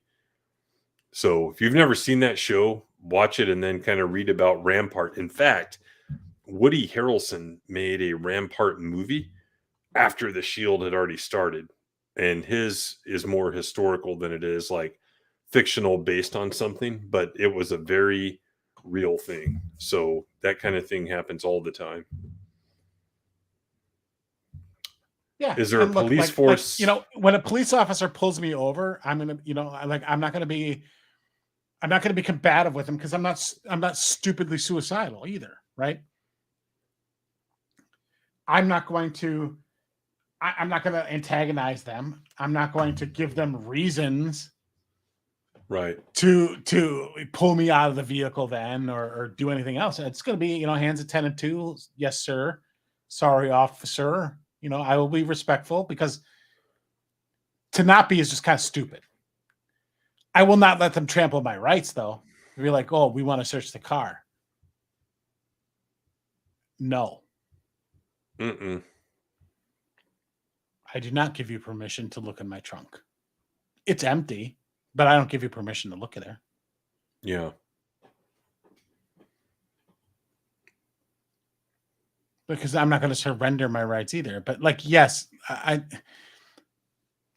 Timon, you're right. What police force wouldn't? Correct. Which is why they shouldn't be lauded as heroes when it comes down to it, they don't act heroic in any way. when they have to choose, like, well, I won't say that. I mean, of course, there are police officers that act heroic, but like as a collective group, they won't. And I know police officers. I have family members that are in law enforcement, extended family members, but family members. But so it's not like I see them and I'm like, you're the enemy, fuck you, But like, I'm also not going to be like, oh, you're a hero. I almost do that. I almost do the fuck you thing. Not quite, but almost. Well, if I find out, like, if they're talking to me and they're like, oh yeah, it was fucking fun telling people that they couldn't like go to the mall, or, oh man, it was so awesome. We took dump trucks full of sand and poured it into a skate park. Yeah. So people couldn't ride their skateboards. Like, oh, that was awesome. That was cool. Like, well, then my answer to them, I say, fuck you. Yep. Like, you thought that was cool? Like, you really think that like that did something? You stop people from skating outside? Like, I'm willing to bet that the number of people that died from skateboarding during the pandemic is pretty small. Yeah. To nothing. Yeah, those idiots are more than likely to break their neck than they are to die from COVID. So why not just dump the sand all the time, guys? I mean, we know that what that was all about, but yeah. Well, I mean, yeah, it was about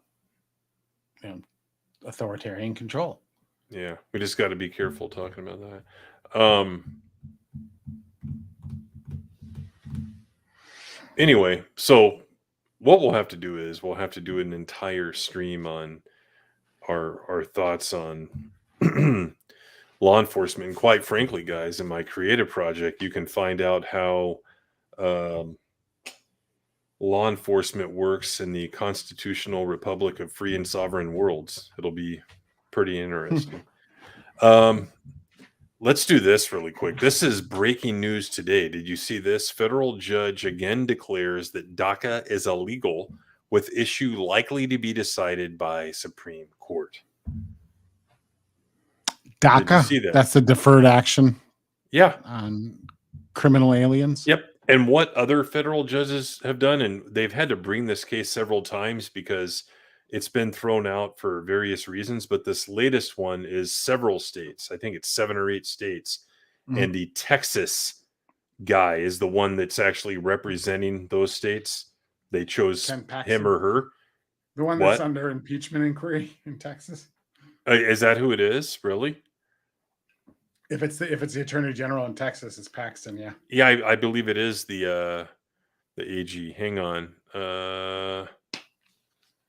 Let's see. That's kind of funny.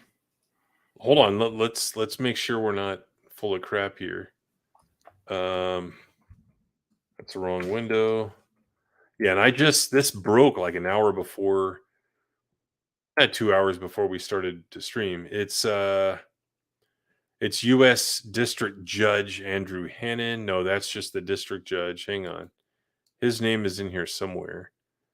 The Texas Attorney General's office, which represented the states in the lawsuit. So it may not be the actual AG, but the office. Someone from the office is the one who is representing all the states. So what they have ruled in the past, right, and this guy reaffirmed it, is that let's say we were going to say, no, this is illegal, right? They're not going to round up all the ones that are already here. They said, okay, the ones that are here, you'll have to figure something else out. But going forward, we're not going to allow you to accept any more.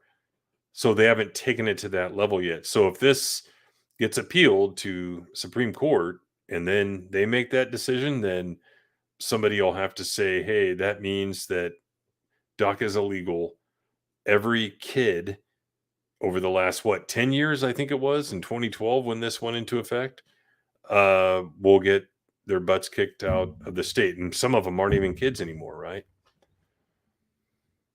So the way this happened, and we earlier on in the stream, we talked about stuff going through legislature. This did not. This was all 100% Obama executive order.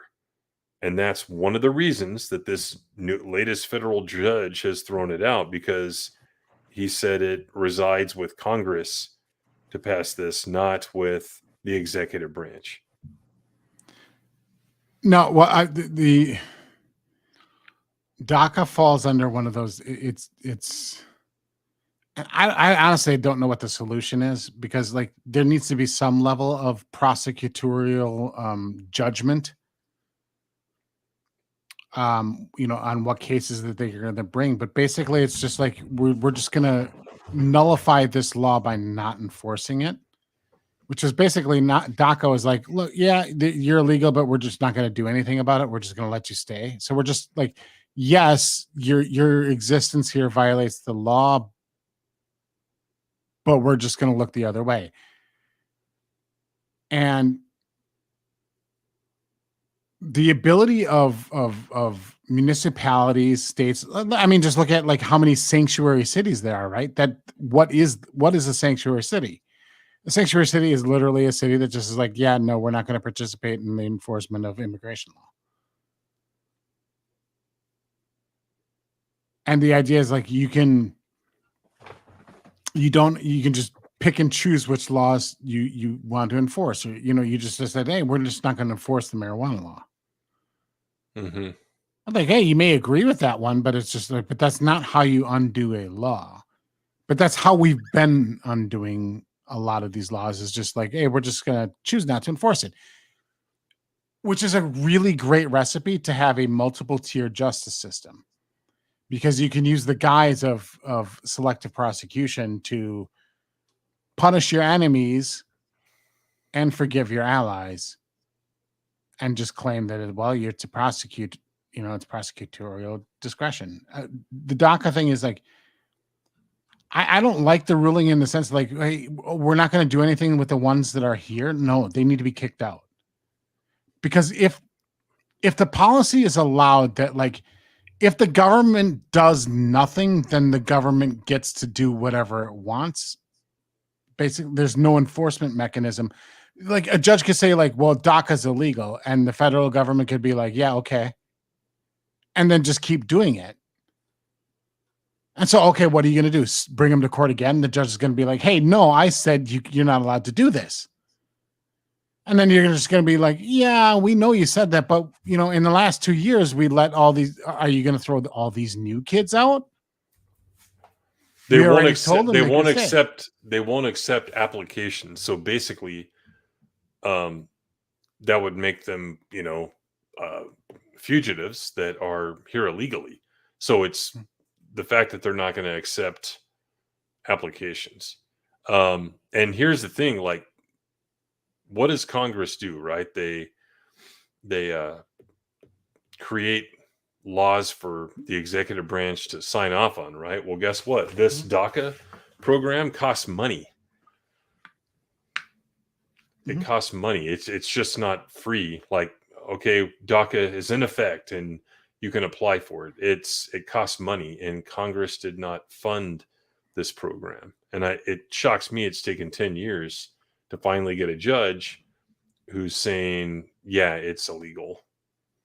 It's obviously illegal. People have been saying that for a decade now, and it's taken that long for someone to do that. Let it go all the way to SCOTUS. They've been pretty good about decisions, I'd say, over the last 3 or 4 years. Gorsuch concerns me sometimes. Mm-hmm. So does Amy Coney, the chief. Too. Oh, he's a lost cause. I basically to me he's just another Kennedy. Yeah. And he's more concerned. He's more concerned. He's more concerned about the legacy of the court than actually doing the right thing. And so he tries to make rulings that basically take the weaseliest way out. Mm-hmm. That's like his goal. It's like I don't want anything that we do as a court to like be definitive. We're going to do the bare minimum on every ruling possible rather than rule on the fundamentals. Yep. But this is an aspect when it comes to funding. This isn't, this has been a broken process in Congress for forever, and like it's not going to get fixed because neither side actually is going to really want to fix it. But like ultimately, it comes down to it is like these continuing resolutions to fund the government should be illegal. The appropriation process should be followed to a T for every branch of the government with an up or down vote in the U.S. House and the U.S. Senate. That's how agree. budgets should be appropriated. That's not how they get appropriated, though. So you end up with a situation where it's like, well, we don't want to fund this program DACA, but like, are you really willing to? Are you willing to close all the national parks over that? Are you willing to cut the military spending over this?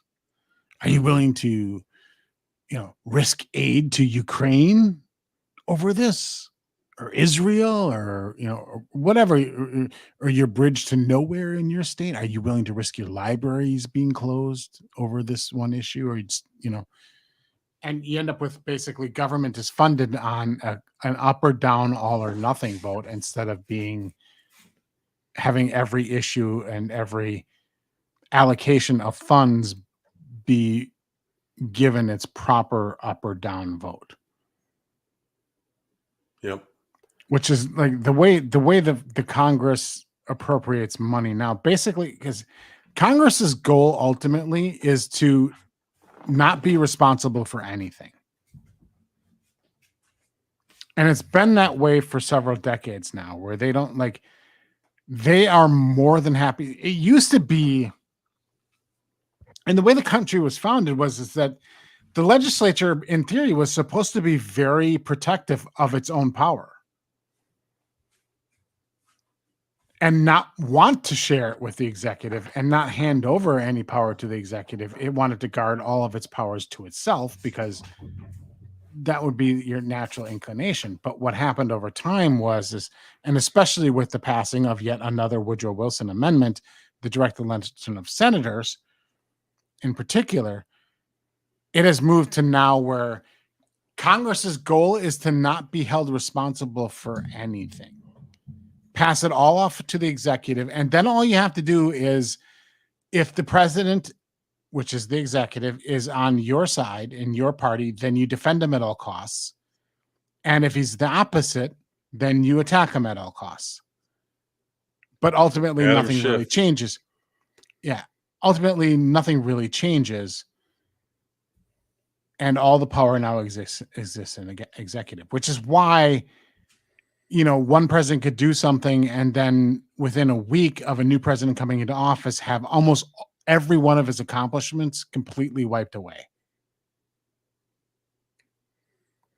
I mean, when you talk about the 45th president, like what is his lasting accomplishments? I guess he moved the embassy in Jerusalem, the Abraham Accords, and then nothing else has lasted. Everything else has either been undone, or just kept in place by the current president, like the tariffs. Mm-hmm. But like all the other accomplishments completely wiped out by executive order because they were put in place by executive order because Congress's goal is to pass the buck. Mm-hmm. Let's play a fun game here. Do you want to guess how many are there here? 1, 2, 3, 4, 5, 6, 7, 8, 9 states. You already know one of them, right? Do you want to try to guess the other 8 states that were part of the lawsuit? This particular lawsuit, so I'm going to say is.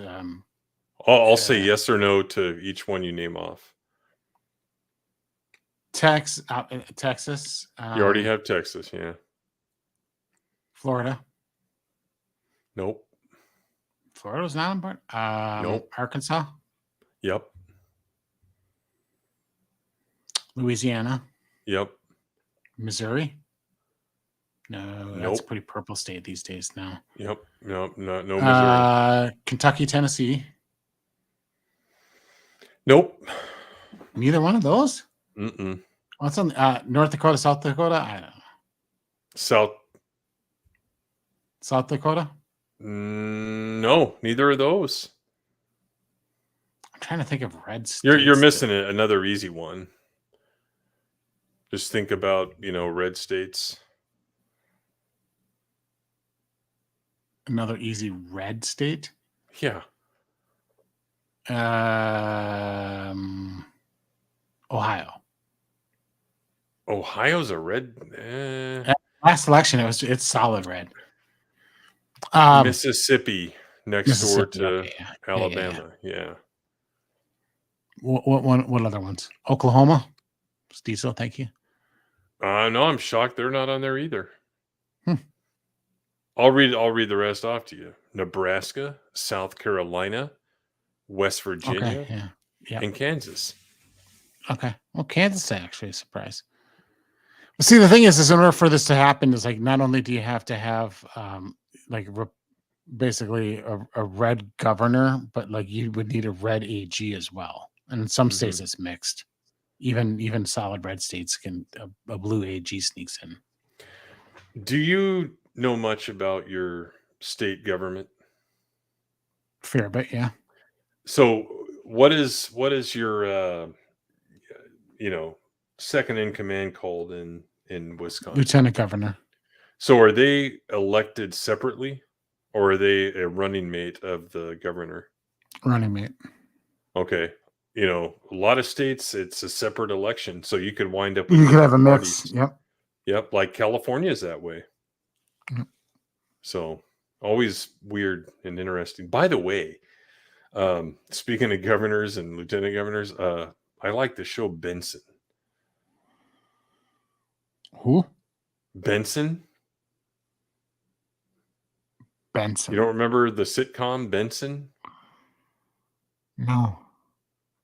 Had the black guy as the lieutenant governor, and it has Rene Auberjonois, from Star Trek, like Odo. No. Yeah, Yeah. no, I don't remember that. Oh man, that was a great sitcom. It was like a political, obviously, sitcom. It has the laugh track.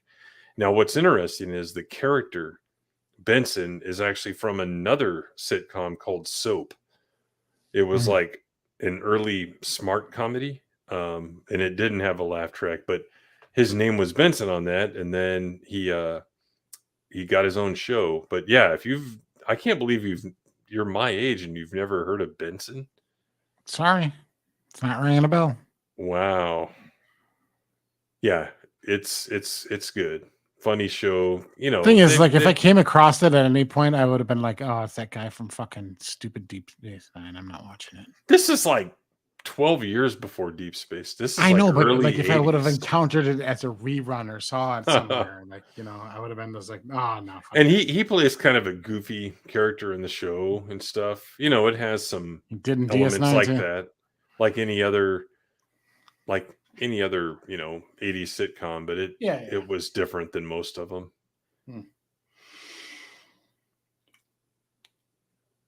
Anyway, check it out, guys. If Stezo's seen it. Stezo knows all that Gen X stuff. But yeah, we've been coming up on 2 hours. We got to start wrapping it up. But yeah, we have some ideas for some future streams.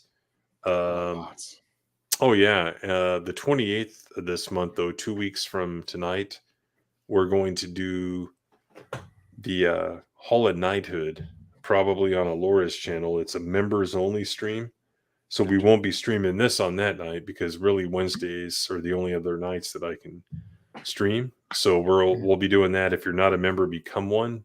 We're going to talk about a lot of cool stuff, but we may possibly do this stream next Wednesday. Because this is what's going to be hot, guys. We need to grow the channel. We need to get to 100, 200, 500, and then 1,000. And then the poll shows that everyone wants to use Rumble. I think I have a Rumble account, so I'll have to expand it.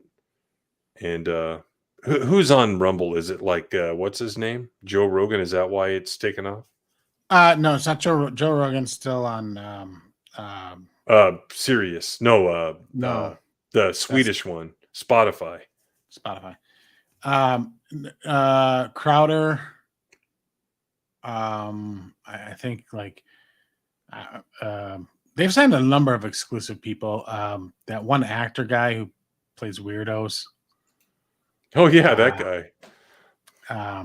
That was yeah, that guy. That could be. God, what the hell's his name? Maybe he's not playing him.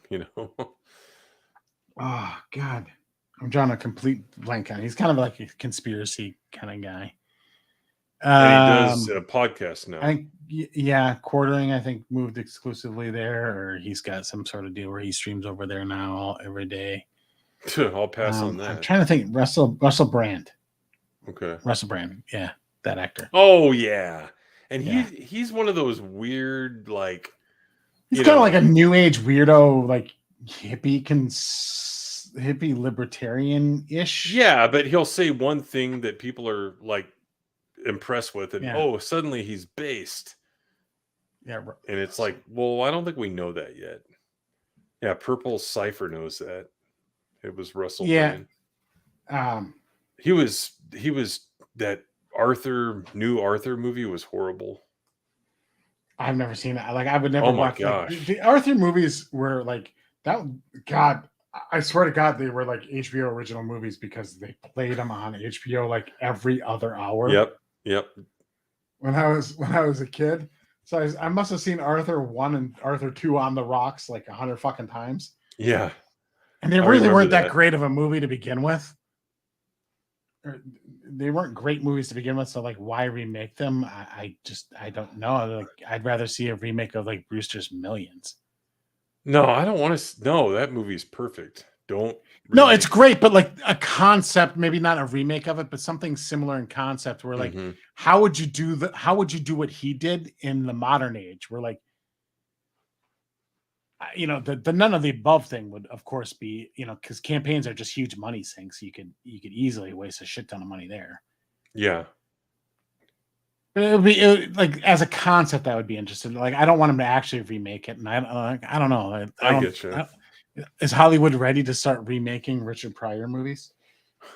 The Toy. The Toy, yeah. That would be like a woke message or whatever. Jackie Gleason and Richard Pryor.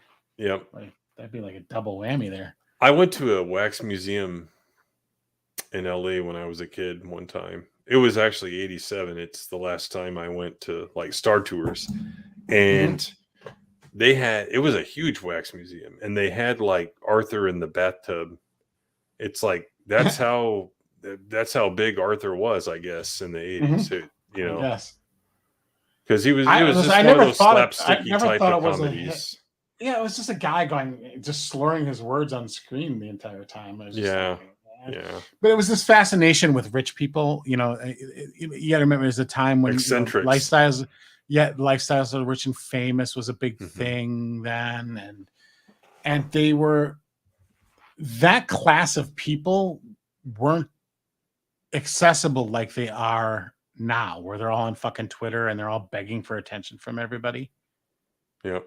Because they're just narcissistic shells of like pathetic shells of human beings. They're people with ego. Yeah, they're ego. But like, it was a different era, and and going back to the era, like people that could produce and like ran big companies, and like your Jack Welch's of the world, and GE and stuff like that, they were like revered as like great people. And now like if you want to be the number one hated person in the world, build something. Build something successful. You will be hated more than anybody else on earth. Build something, make something, do something, and you. Well, look what's happening. They will scorn you.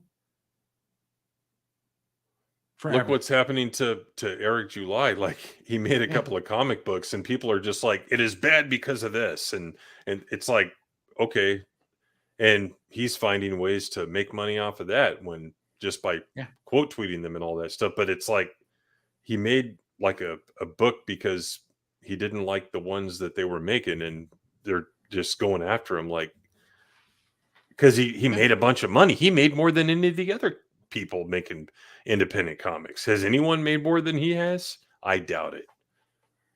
Oh, he's I just don't- lying about all of his money. Yeah, that's all it. fake, because Yeah. it's one off his own website. Yeah, that's what I heard. I mean, I'm not a fan of I like Eric July and everything. I haven't bought Ice and I'm not invested in it. I will not waste. no, money. I know why, because you got it kind of jaded off all those independent projects and stuff, but it's amazing that he. I just does think it. comic books as a medium kind of suck.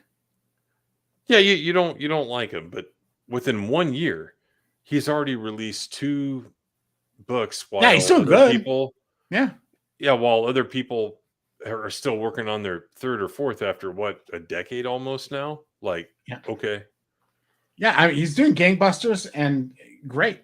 I think they need to still find a way to like ship or distribute these things at a cheaper price, because I don't know how long you're going to be able to get $35 a well, book. he's talking about that. I saw Yeah. a tweet where he was addressing some of Yeah, I saw the it too. costs and stuff and the scale and all that stuff. So yeah, we'll see if it ever happens. But the tough part for me is like once a year, even once every 6 months. Great, I have 50 pages. I've read it. Like, now what? Yeah. And we won't. Yeah, I ever kind be of feel like it's successful. like I don't want to invest myself in a story that's going to take like 16 years to finish. Yeah. And I need more of it. If I finish it, what am I going to Yeah. like? What do I do? Read 2 pages a day, to make it last? We're never going to be successful until. Yeah, and you're talking like comic books are like a fast read to begin with. Like, Yeah.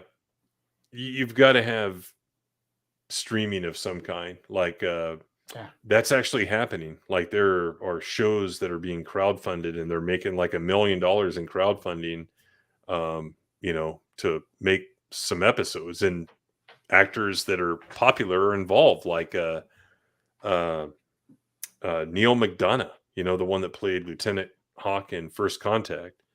He's sick of Hollywood and all that stuff, so he's trying to crowdfund a TV show and stuff, like a post-apocalyptic show where these people are just like living kind of away from the rest of society and stuff like that. So until we get there, like reading a comic book or a novel or whatever it is, it's not enough. You have to have enough content to replace Hollywood, and it's going to take a while to get there. right. And what it is, and like what's driving, I think in particular with Rippaverse, is that this is everybody preaches against greed, and the real enemy is envy. Yep. And everything that's contentious these days, it's rooted in envy. Like, like it isn't really about building anybody up or giving them needing anything. It's about like getting even with those people that have more. It's knocking them down a peg. It isn't about funding anything, because like if you do the math, none of that will fund anywhere near what they're claiming it'll fund. It's really just about hurting somebody who's been successful. Yep. And the Rippaverse thing, it's just envy. It's like he's successful. That's not fair. Yeah. And and a bunch of these like white liberals are showing how racist they really are. I mean, and I've always said that's that, always like, been the they're case. the most racist people. Yeah, just ask him about Clarence Thomas. I mean, you'll be convinced of like who's the real racist. But see, our side likes to point, like, look at them, they're being hypocrites. And it's like they're sitting over there drinking their wine, going, yeah, what are you going to do about it? They don't care. You can call them hypocrite up. Like, we don't like being called hypocrites, but they don't give a shit. They'd be like, yep, we don't care as long as we get what we want. They don't have any moral standards. It just really is, as long as they get what they want. That's all they're interested in.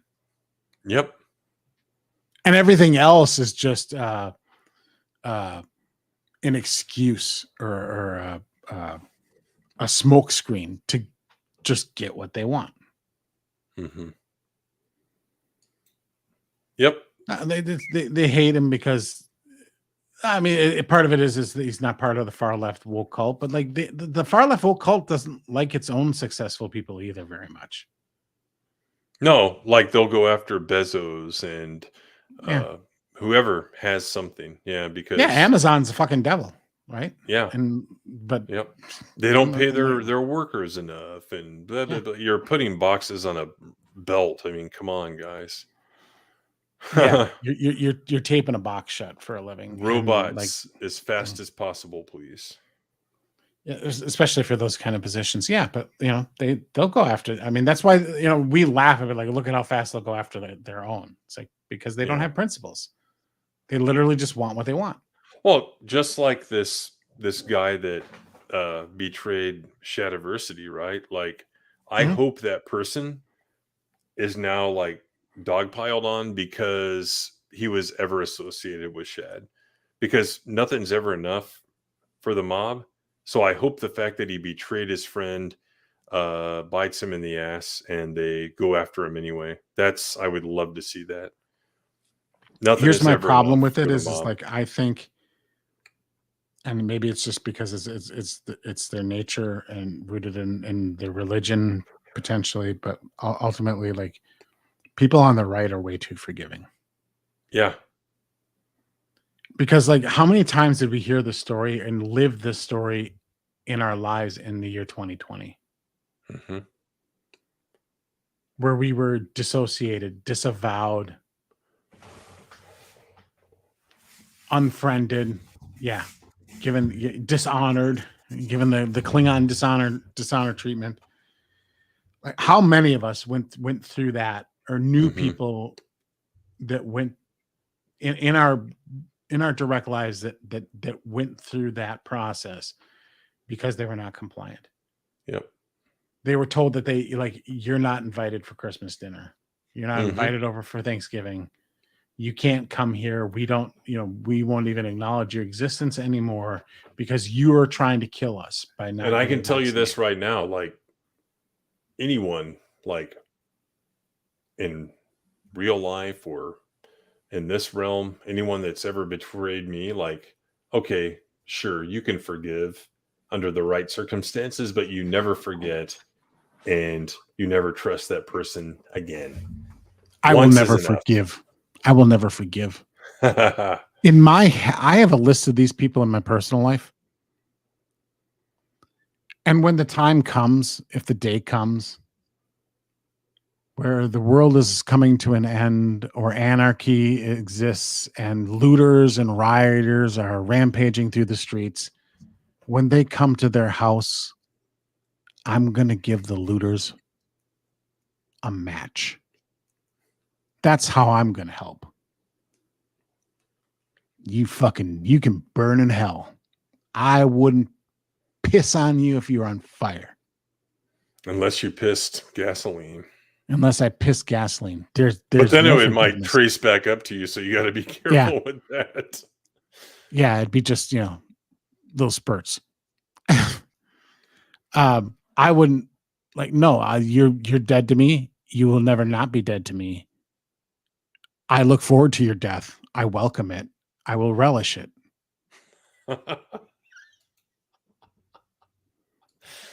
Because you have told me in no uncertain terms that I am your enemy. Okay, I accept your terms. Hey, you wanted to lock people up in not you, Tim, but like, these people, like, you wanted to put these people in internment camps. Fuck you. Hope you die. Great quote, Jack.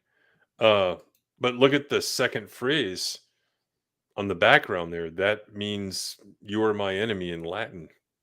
Mm-hmm. The first phrase is, if you want to take away my freedom.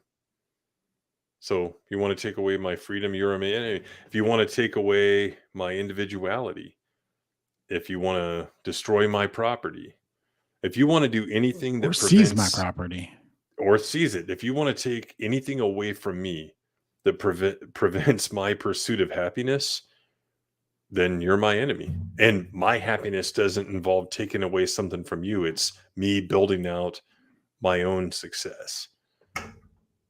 So Yes, because people can don't be interpret mutually that successful. incorrectly. Not everything is a zero-sum game where like Nope. people can grow wealth together. Trickle They down don't- economics. it's not this idea like like the fact that Bill Gates or Jeff Bezos or Elon Musk have billions upon billions, or Warren Buffett billions upon, almost all of them are liberal, by the way. They all are liberal. Elon Musk is more classical libertarian liberal, but they're all liberal. The fact that they have the billions of dollars is like it impacts me in zero ways. Because there's nothing like if Elon Musk never made all that money, right? How would that benefit me? How would I have then made that money? Yeah. I wouldn't have. Mm-hmm. A lot of other people wouldn't have made a lot of money. That's like if you go back in time, it'd be like, all right, we're just gonna like bar Elon Musk from coming to the country and founding a company ever. Like all the way back to his first company. Like we're just gonna stop it from happening. Yeah. No poor person in the mountains of Tennessee or West Virginia or the ghettos of St. Louis are going to have any more wealth than they do right now if Elon Musk and all of his wealth disappears. Mm-hmm. Or Bill Gates or Warren Buffett or any of these guys, Bezos. Like, Yeah. you could destroy all their wealth. You will gain nothing. But ultimately, like, 2020 taught me a lot of things, and 2020 is where I'm like, it isn't November through the end of December of 2020 that I'm voting. When it comes to the primary, I'm voting. My vote in the primary is going to be the stuff that took place between March and November. Mm-hmm. Because I will not forget. I will never forgive. Or forget. What those people did, what they were advocating for, what they would have done if they could have gotten away with it. And they almost did. In some parts of the world, they actually did. Yep. There are people in this country that thought what China's reaction was a good idea, like welding people into their apartments. In Australia, they were literally setting up concentration camps. I think they're still building one, in fact. Like, look, wow. That's where I'm going to vote. And, when it comes to the primary, I know where I'm voting based on their record during the pandemic. Yep. And it ain't 45 because his record's about as bad as it can possibly get. Colt 45 works every Now, when it comes to the general election, that's a different story. But in the primary, well, I know where my vote is, and I think too many people on our side have forgotten all the terrible things that were done in 2020. Yep. We're going to be following it every month. And, we'll be on the road to the primary and then the general. We'll see where it goes. The fact that the polls are where they're at right now is profoundly disappointing. And to me, it reflects that people just have no memory or desire to like think about what actually happened that year. Right. And you can say, well, like, there's not much the federal government could have done about these local states and everything passing these lockdowns and everything. It's like, but they were all done under the guise of CDC recommendations. That's where they took their authority. That was their excuse every time they put these limits in there. It's like, well, we're just following what the science of the CDC. CDC is a branch, is not a part of Congress. It's not part of the judiciary. It's the executive branch, controlled by the exec. And who is the leader of the executive branch? President of the United States. Mm-hmm. Everything done by those branches was done in his name. Mm-hmm. And I will not forgive. With that, we're going to wrap it up here, and we'll continue this conversation next time. Thanks for being here, everyone. We will see you soon. Friday night for the spacing. Lots to talk about there. Are you going to be back for the spacing? Depends on the topics, right? No, it doesn't actually depend. I'd like to be there. It depends on other things.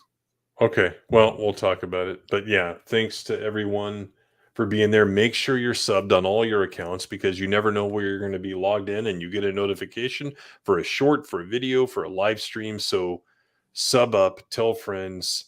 This is the best damn political channel, period. And we'll see you sometime in the next couple of weeks for this show. Have a great night. See you later.